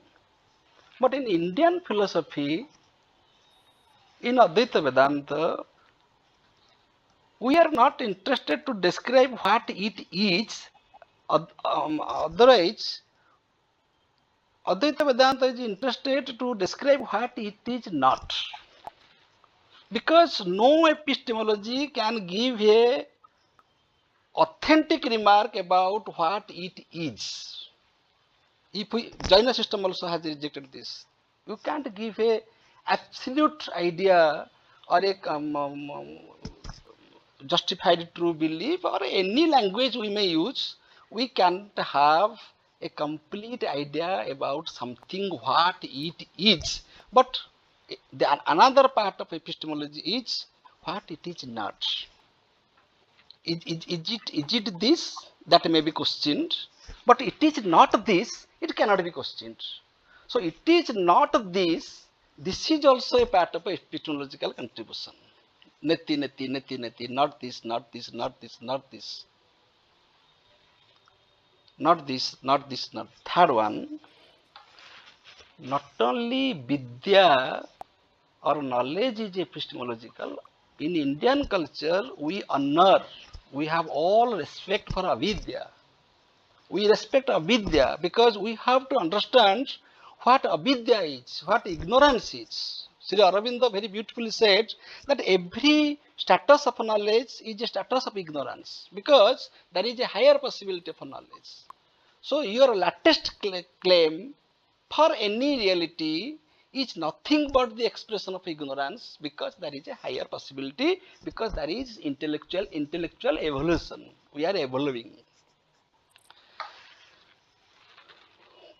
And I shall go with Professor Panir Selvam-ji, that if epistemology is not linked with human life, let us forget reality. The second dimension is human life. If epistemology is not concerned with human life, when we are talking about ignorance, when Buddha says that ignorance is the root cause of suffering, Buddha does not speak it about only analytically. He is really speaking about the suffering of human life. He is connecting this epistemological problem with human life, that ignorance is the root cause of suffering. Kamana is the root cause of suffering. Desire is the root cause of suffering. And how knowledge is liberative. Ignorance is the root cause of bondage. Here it is life-centric. Knowledge is liberative. Knowledge gives us liberation. This is not a discussion for discussion's sake. This is directly connected with human life. But in Western, I shall not say Western, rather I shall say informal way of understanding of epistemology, wherever it is available, even if it is available in India, I shall condemn it. The formal way of understanding of epistemology, it has beauty only in logical exercise. Perception. Your perception may vary from my perception. Inference. If you strictly speak about deductive inference, it is good for nothing, because nothing new is said in the conclusion. It is only a formal deduction. It does not speak about anything reality. And if you speak about inductive inference, then the conclusion is probable. You can't have any guarantee of the conclusion. In Naya system, we shall we know that as Westerners think that perception is possible only by the contact between sense organ and object. If my sense organ gets connected with an object, perception is possible. But in Indian philosophy, in Naya system, it is said there are four types of connection. Your mere contact between sense organ and the object is no knowledge if your mind is absent. So the interference of mind is very much required for the factual perception. Sense organ is connected with object, so perception is possible according to Western thinkers. But without the interference of mind, no perception is possible. It is according to Nayakers. And in addition to that, they are speaking about a third connection, that is the spirit. So by this way, epistemology is connected with spirituality. Very unfortunate. It is very unfortunate. Many thinkers they give conclusion about Shankaracharya that he is a religious thinker. I don't find any logic why Shankaracharya is, because we fail to understand Shankaracharya, we give such loose comment that Shankaracharya is a religious thinker. No, philosophy of Shankaracharya is profoundly rich. He is speaking about avidya. He is speaking about the false diversity of the phenomenal world, and he is speaking about that truth which cannot be attained by any pramana except self-realization. So in Indian context, my conclusion is that in Indian context, knowledge is very much personal. Knowledge is not public, because when we shall make knowledge public, that is about the available reality. That is only information. But so far as the ultimate truth is concerned, knowledge is always personal. My level of consciousness will reveal that truth which will vary from the level of consciousness gained by others. The consciousness of Vivekananda shall be different from a conference of a common person. So here the level of consciousness is very much personal, which is capable of understanding the impersonal truth. Because truth is impersonal, truth is indescribable. Truth cannot be described by any means of knowledge. So, Madam, please tell me. I appreciate your contribution. It was wonderful. Discussion was very good. actually you do appreciate Indian epistemology or Western epistemology? Number one. Second, you say the bridge, the gap between epistemology and metaphysics. Metaphysics means the reality, as metaphysics means reality, breached by any pramana. The second one, and third one is what for epistemology if it is not connected with human life? Thank you. Yes, over to Professor Nair. Lovely hearing Professor Das. Yeah, completed what I left out.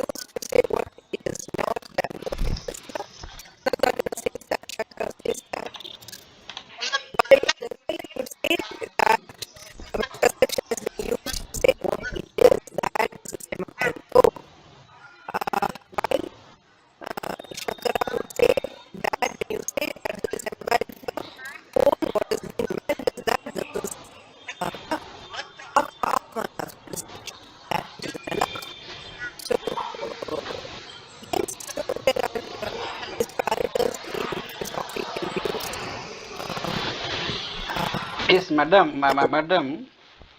Um, I may give a conclusion, and it is a suggestive conclusion.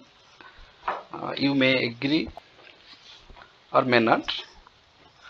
When we are discussing about cross cultural epistemology, so what is no. This is also a question. I am supposing the conclusion. It is not the conclusion. What shall we take home? I am. Is it that? This is a question. So this is not the resolution. Okay, because we have already discussed. We have already discussed so many things. So when we are discussing about cross cultural epistemology, so the message should go to the students, to the lovers of wisdom, to the philosophers, that because it is true that the truth cannot be known through any epistemological instrument or pramana. So far as the ultimate truth is concerned, we have our empirical life, our phenomenal life. So here we have to respect, we have to accept, respect is not the proper word, we have to accept different methodologies, different epistemological methodologies from their respective perspectives. For example, I am giving an example, very practical example. A murder case took place on the broad daylight.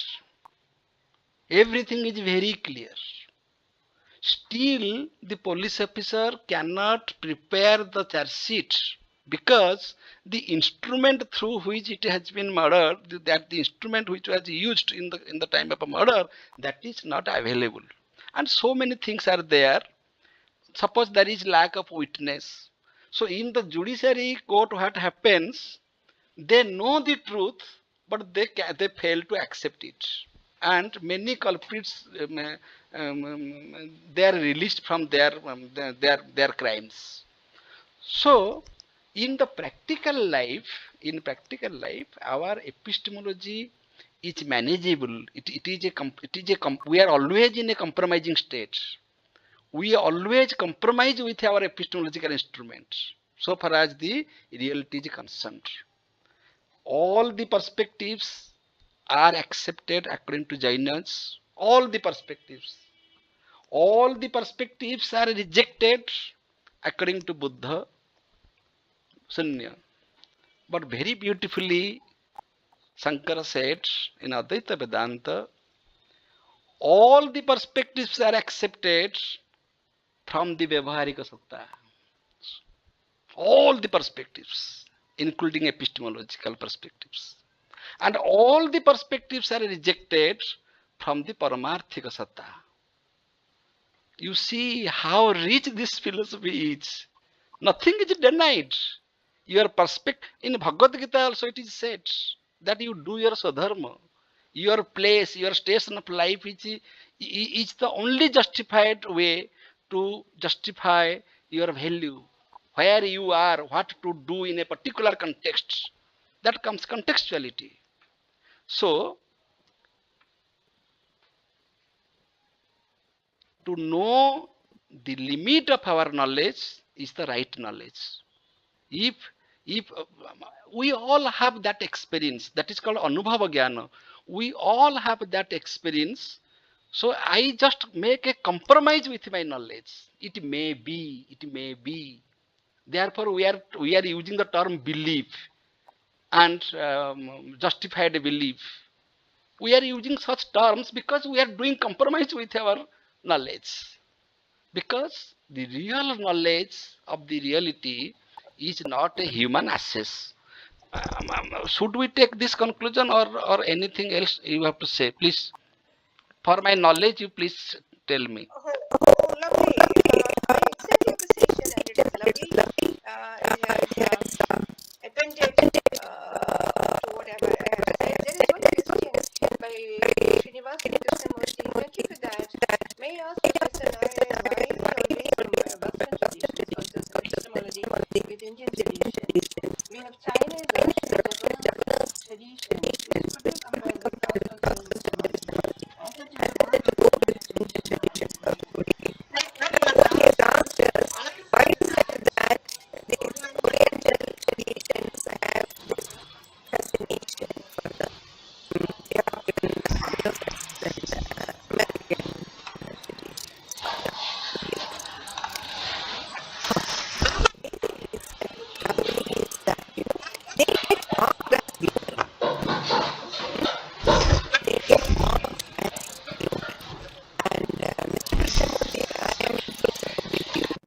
that in cross-cultural epistemological exercises, we should also be doing comparative studies. Somewhere I wrote, I don't know whether it was in Malayalam, I wrote that, yeah, it was in a Malayalam article. I wrote that let our universities be marketplaces where we sell all varieties of philosophy. Chinese philosophy, European philosophy. Let it not be the European hegemony, which it still has in Indian universities. So let us sell all goods in philosophy. That is China's, Arabian, Japanese, European, American, Latin American. All these varieties can be sold and let the children study. So let us celebrate the postmodern situation. So that is only where, Professor Paneerselvam, we will have the postmodern situation or life situation be brought in reality. So I'm in complete agreement with you, but that can be taken only as a second step. The first step is what I have discussed in my paper. Well, the West should stop claiming that epistemology is, an all man's territory. So whatever that is emanated from the European culture has a global appeal, or rather, post-enlightenment era, they have told us that they have enlightened the whole globe with the torch of reason, as we all know. So they thought that was the white man's burden. So with this, they will have to stop this burden. They will have to unload this burden. Please unload this burden from your shoulders. We are no more, we need not be enlightened by the light of reason. We are happy as we are. Aborigines are happy as they are. So this kind of enlightenment has to be brought across the globe. That's the first task. And on the second level, Mr. Krishnamurti, are you here? If you could come over to the, I don't know whether he has left. If at the second stage, probably we can take up cross-cultural studies across the Oriental traditions as well. Yes. Yes, Yes, Mr. Kamal, yes, I understand about your confession about this cross-cultural epistemology is something really great. But it is my innate opinion, innate desire to have it compared with the other Yeah, Asian. that's how I answered you. I hope you heard my answer. Yes, I heard so. Thank you very much, Thank you, sir. Professor. I suppose we are through. Thank you.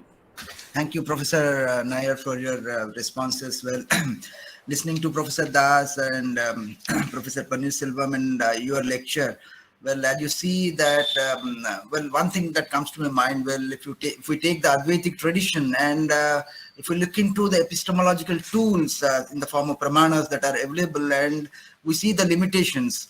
Okay, but if we go with the Advaitic way of understanding things, and your belief that in Indian system, ontology and epistemology are one. So can't we get with the Advaitic tradition of having that knowing is becoming? So how do you respond to this, madam? Because that is available in our culture, in our tradition, especially making a reference to the Advaitic tradition. Knowing is becoming. Well, the tools. Okay, how do you see this, madam? Oh, the discussion hasn't ended. Yeah, I have one more question. Beautiful. I don't know whether you have read Bina Gupta. I think she wrote on Vedanta Sara, it's an English version, where she speaks beautifully about this merging, which you have spoke about, that Brahmaveda Brahmaiva Bhavati. This is the famous dictum available in Advaita Vedanta. Now she says it can have two readings. The first reading is that Brahmavideva Brahmo Bhavati. Only the one who knows Brahman becomes Brahman. Here, epistemology has a precedence. First, you'll have to know Brahman, then you'll have to be Brahman. Now, she argues that there is yet another reading possible. The one who has to one who becomes Brahman alone can know Brahman. So the point that Dvaita is trying is not the episteme that we are talking about. Even Plato spoke that I don't mean knowledge is not episteme. Knowledge, he says, is understanding. What is understanding for him? Understanding the real forms. Now, I'm not equating Plato with Shankara. Now, the point is that episteme, in the sense that Professor Das spoke about, is the lower level where you want to represent the real world. If you think, if you are subscribing to a type of ontology which is akin to the Advaita or Nagarjunian idealistic ontology, and if you are with Nyaya, well, there is nothing called a higher realm. What you experience, the real world is the real reality. So, yes, episteme, if you are subscribing to that type of ontology, well, then you have this epistemology is only for the phenomenal world, for the lower level. And yes, you are absolutely right. Brahma videva brahmavo bhavade is a dictum where you can place precedence both to epistemology as well as metaphysics. As I have told you earlier, there is no distinction between these two exercises in the Indian context. They're identical. Yes, thank you for that. Thank you so much, madam. Well, I request anybody who has got to say something on the talk of Professor Nair. Is any other question I'll address or else? Any other? Okay, I don't see any question. Well, I request now Professor Paneerselvam sir to summarize the entire say entire thing, and No, we can no. end up the meeting. I'm not summarizing, but I would like to say something regarding what Professor Dash has said. He has very beautifully asked a question. Epistemology for what? This is a very, very important question. And of course, Professor Nair as well as Professor Narayan Rao has answered this in a very beautiful way. In fact, when Professor Narayan Rao said that to know Brahman is to become Brahman, is the best answer for that, I think. So epistemology can serve as a tool for understanding metaphysical reality. This is what I always presume. For example, in Advaita Siddhi, there is one example that is given. Somebody asks, which is the moon? The answer that is given is the most resplendent is the moon. Now, the most resplendent is not the definition for moon, but it shows the direction. That is the reason why we say, whereof one cannot speak, thereof one must be silent. This is what is said in Tractatus. So, in Indian tradition, it is very clear that the methodology which we adopt in epistemology is in order to understand the supreme reality, which is nothing but based on the metaphysical truth. This is the highest philosophy which we have in Indian tradition. So Indian tradition gives a new methodology or new direction for understanding reality, for which epistemology serves as a tool. This is my conviction always. And secondly, I feel that we don't have to bother for the Western uh, criticism or the Western methodological approach, because let them. They would say that they're all racist. They think that they alone can understand philosophical problems, which is not true, because they would say that philosophy is culturally bound.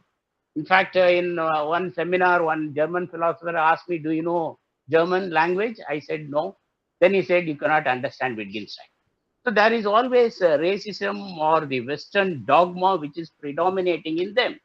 So that we don't have to bother, and there is no need for us to satisfy the Western audience by taking some concept from them and try to argue that we too have such problem. We are having a better solution to the problem. No, and in fact, here with humility, I would like to say that a great philosopher like Radhakrishnan, if you read volume 1 and 2 of Indian philosophy, in every page you can see, he will quote Shankara, and then in the footnote he would say that Plato has similar concept. Why do we need the Western spectacles in order to understand our own philosophical discourse? So I am against this sort of methodology which is practiced in India. We have our own methodology. We have been doing in philosophy in a better way than the West. So there is no need for us to use the Western methodology or to show that we too have such concepts in Indian tradition, which I think it is a sort of, we always feel that there is, it is a fact that there is always a cultural subjugation. We are no doubt dominated by the West, but we don't have to, it is a high time for us to reject this dogmas or this concept principles, which is dominating us, and we have our own footing. And that is the reason why we, as you said in the beginning, that this is high time for us to go back to when we are celebrating the 75th Indian independence. It is go back, as philosophers, we have the responsibility to go back to read papers like K.C. Bhattacharya's Swaraj in Ideas, wherein he talks about how there is cultural assimilation which has been predominating in Indian philosophical tradition. Indian philosophy has its own footing and own methodology, and there is no need for us to depend on developing something like this methodology which is practiced in West. We have our own problems, we have our own philosophical understanding, and when you are ready to, in fact, here I would like to quote Mohanty. In one place, he says that it is high time for the Westerners to read Indian philosophy, because all the time we are reading the Western thinking. But it is high time for us, for them to read Indian philosophy, which is very much needed. But when this is not happening, there is no point in depending on the Western tradition or quoting them fluently by saying that they have said like that, and we see some similar problem using the same technology or same methodology. We try to see, we search for some problems in Indian tradition. No, our methodologies are different, and I think that such approach would tell us the beauty of Indian philosophical tradition. It is very rich and it is very novel and very innovative. That has to be celebrated, provided we have understood the significance of our own tradition by transcending. I'm not saying neglecting. We have to transcend the Western tradition. We don't have to answer the Westerners by saying that, we too have philosophy, we too have epistemology, metaphysics. Why do we bother for the West? And I feel that should be the best way of solving many of the problems, because there are many unexplored areas which are very much in Indian philosophical tradition. And this is a high time for us to go back to our own tradition and see how our Indian philosophers have attempted to solve many of the problems in this. So I think that is my conclusion, and I'm very grateful to Professor Dash for giving a very beautiful arrangement for the seminar, and also I thank Professor Sreekala for her excellent presentation, and also I thank Professor Narayan Rao. His concluding remark is something is very interesting, and that is the best way of combining both epistemology and metaphysics. In fact, this is what I have been telling from the beginning, that metaphysical conclusions are to be supported by epistemology. That's what in Indian philosophy we are doing. So with this, I thank the organizers, and we thank the philosophy family for this wonderful lecture of listening to Professor Sreekala Nair. Thank you. Thank you so much, sir. Exactly what you said, that Indian tradition has a special status, special identity, and a special methodology. There is no need to show that our tradition it has the Western tools quite implicit in it. There is no need to show to the West. As you said, Radhakrishnan, whenever he quotes Sankara, he points out that there is a Western parallel to it. There is no need to show to the West. It is quite there. Rather, it is quite... Can I intervene for a minute? Yes, ma'am. Yes. See, Professor Paneerselvam, I wasn't trying to juxtapose the two traditions. That was not at all the exercise here. All that I have done is try to place the cultural strings. That is all that I was interested in, to show how the cultural strings are significant here. So I have shown the Western cultural string, and I also have shown the Indian cultural string. I hope if I failed in my attempt, then well, it's you are making a wrong reading of my paper. No, I am not reading. I am not saying anything against your this thing. I am saying this is my methodology of understanding epistemology. No, And if I am allowed, I wasn't doing a comparative study. no. I am not saying that you are making a comparative study. Okay. What I am trying to say is that we have our own way of doing philosophy, and some methodologies maybe which they give are useful. That's all. But we have our own approach to philosophical problems. Oh, wonderful. Like if we could do in our own way, which has stopped some 20, some few years before, because none of us read Sanskrit, none of us read the original text. Probably Anantakrishna Shastrigal was the last original philosopher in the Advaita stream who has creatively did Indian philosophy. If we could revive that, that would be wonderful. But then past 75 years or so, or more than 100 years, we have not been doing it. I'm also in favor of that. But then that is a part that is not part of the discussion here. In this paper, I'm pretty unhappy to hear that I was not read well. What I was trying to speak to you is the cultural strings attached to jnana, the cultural strings attached to prema, and the cross-cultural exercises, and the need for the West to listen to the rest of the traditions. And if you accept this, if you have any questions to this, you ask me. I presume that I'm clear in... if I'm wrong in this, you can ask me.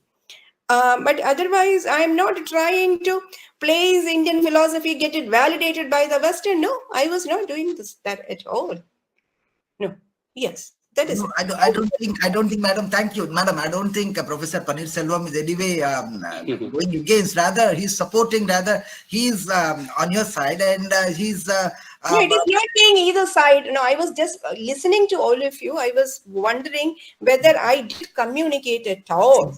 No, exactly. No, I was just wondering that. Whether I have made a failure attempt. No. Very much, very enriching, and you have, because you have a lot of command of Sanskrit and you know Sanskrit and you touch the original. So it is a time that we should rather, we are not comparing to the West, rather we are trying to show to the West how rich is our tradition, and you have taken certain strands and you have left to the West to look into other areas where they have not come across, where things are not understood. Indian. They should listen to all other traditions. Yes, exactly. No, that attempt is so, yes, Professor.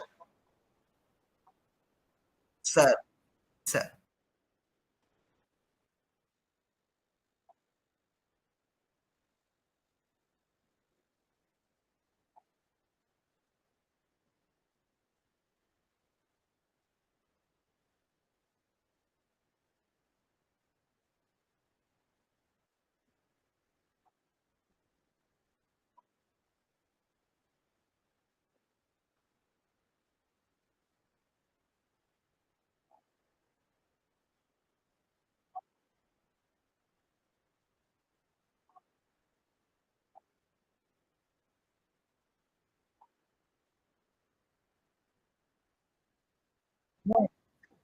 No, Professor Nair is not doing that. Actually, she's not doing that.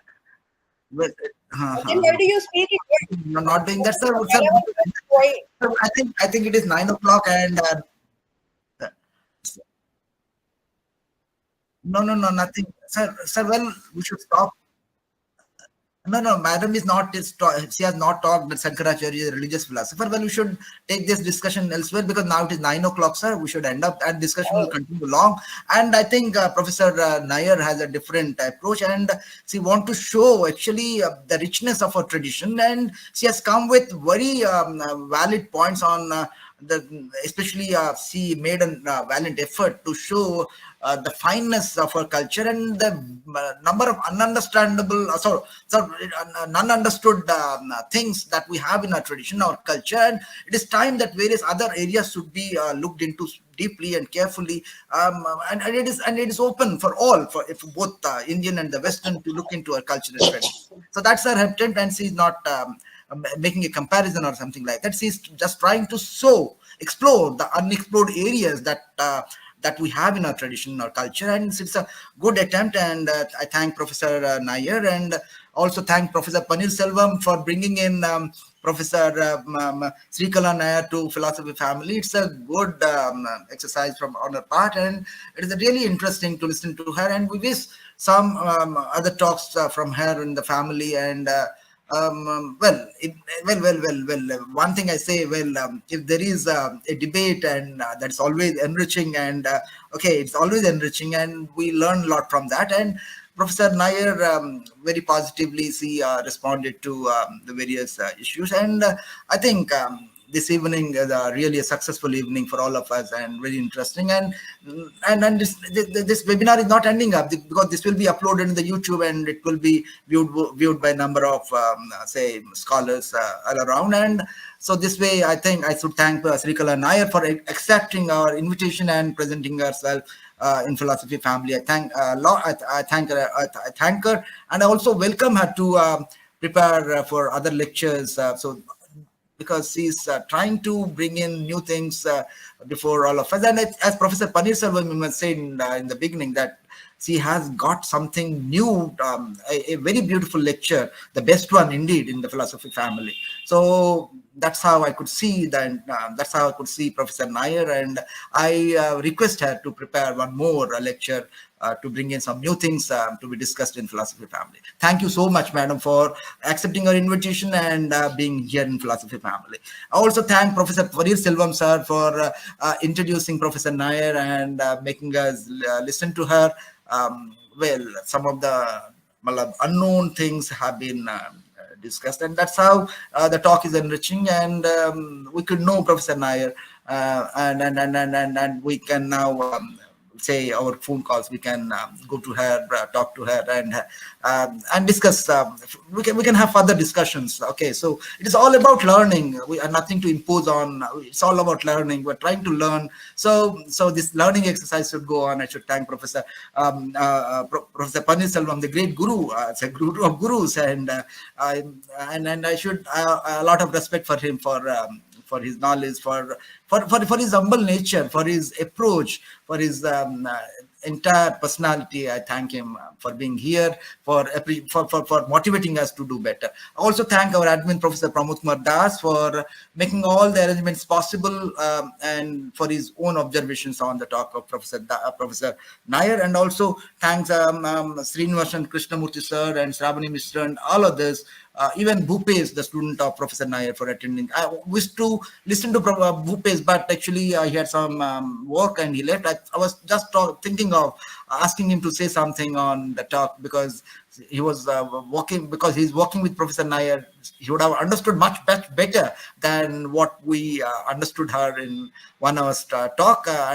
I really wanted him to talk, but he had other engagements. That's why he left. Anyway, I thank everybody. We're thanking everybody. With a request to Professor Nair that she be prepared for another lecture in the family. So thank you, everybody. Thanks, everyone. Namaskar. I also thank even Kailash Maharana sir for introducing the speaker, and Professor Pramod Das for making these arrangements, and everybody connected with Philosophy Family and making this webinar so successful. Thanks, everybody. Now let us move to Professor Pramod Das for declaring the meeting. Thank you so much, Professor. Thank you, Professor madam. Nair and Professor Thank you. Selvam and Thank you, everybody. madam. We are really grateful to you. Your personality is very, very good personality.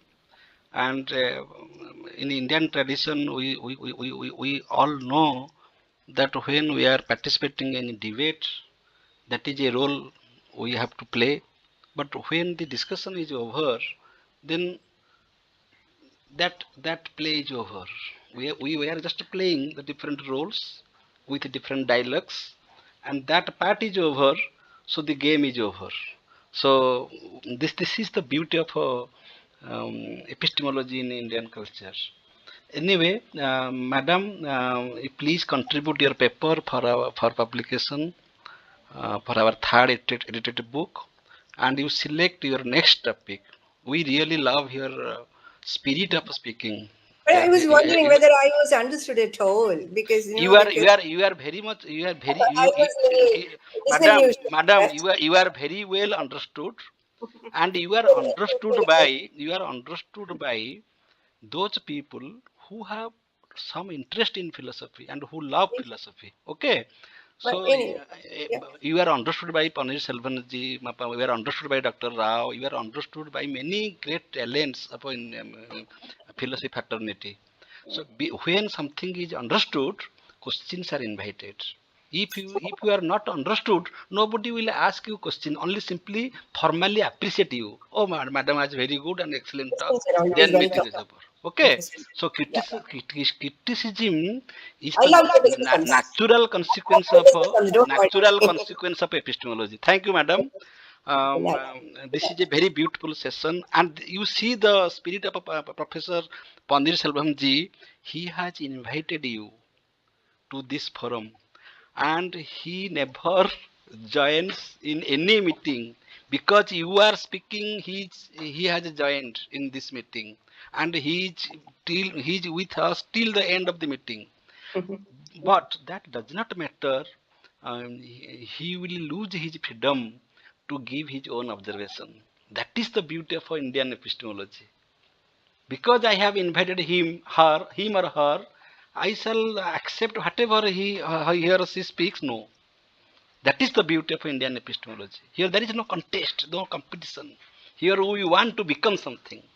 We want to learn something. So this is a platform of mutual learning. We learn from each other. Many things I have learned from you. How positively one can respond. Thank you. With this meeting is declared closed. Thank you. We are grateful to all of you. Thank you, sir. Thank you. Namaste, sir.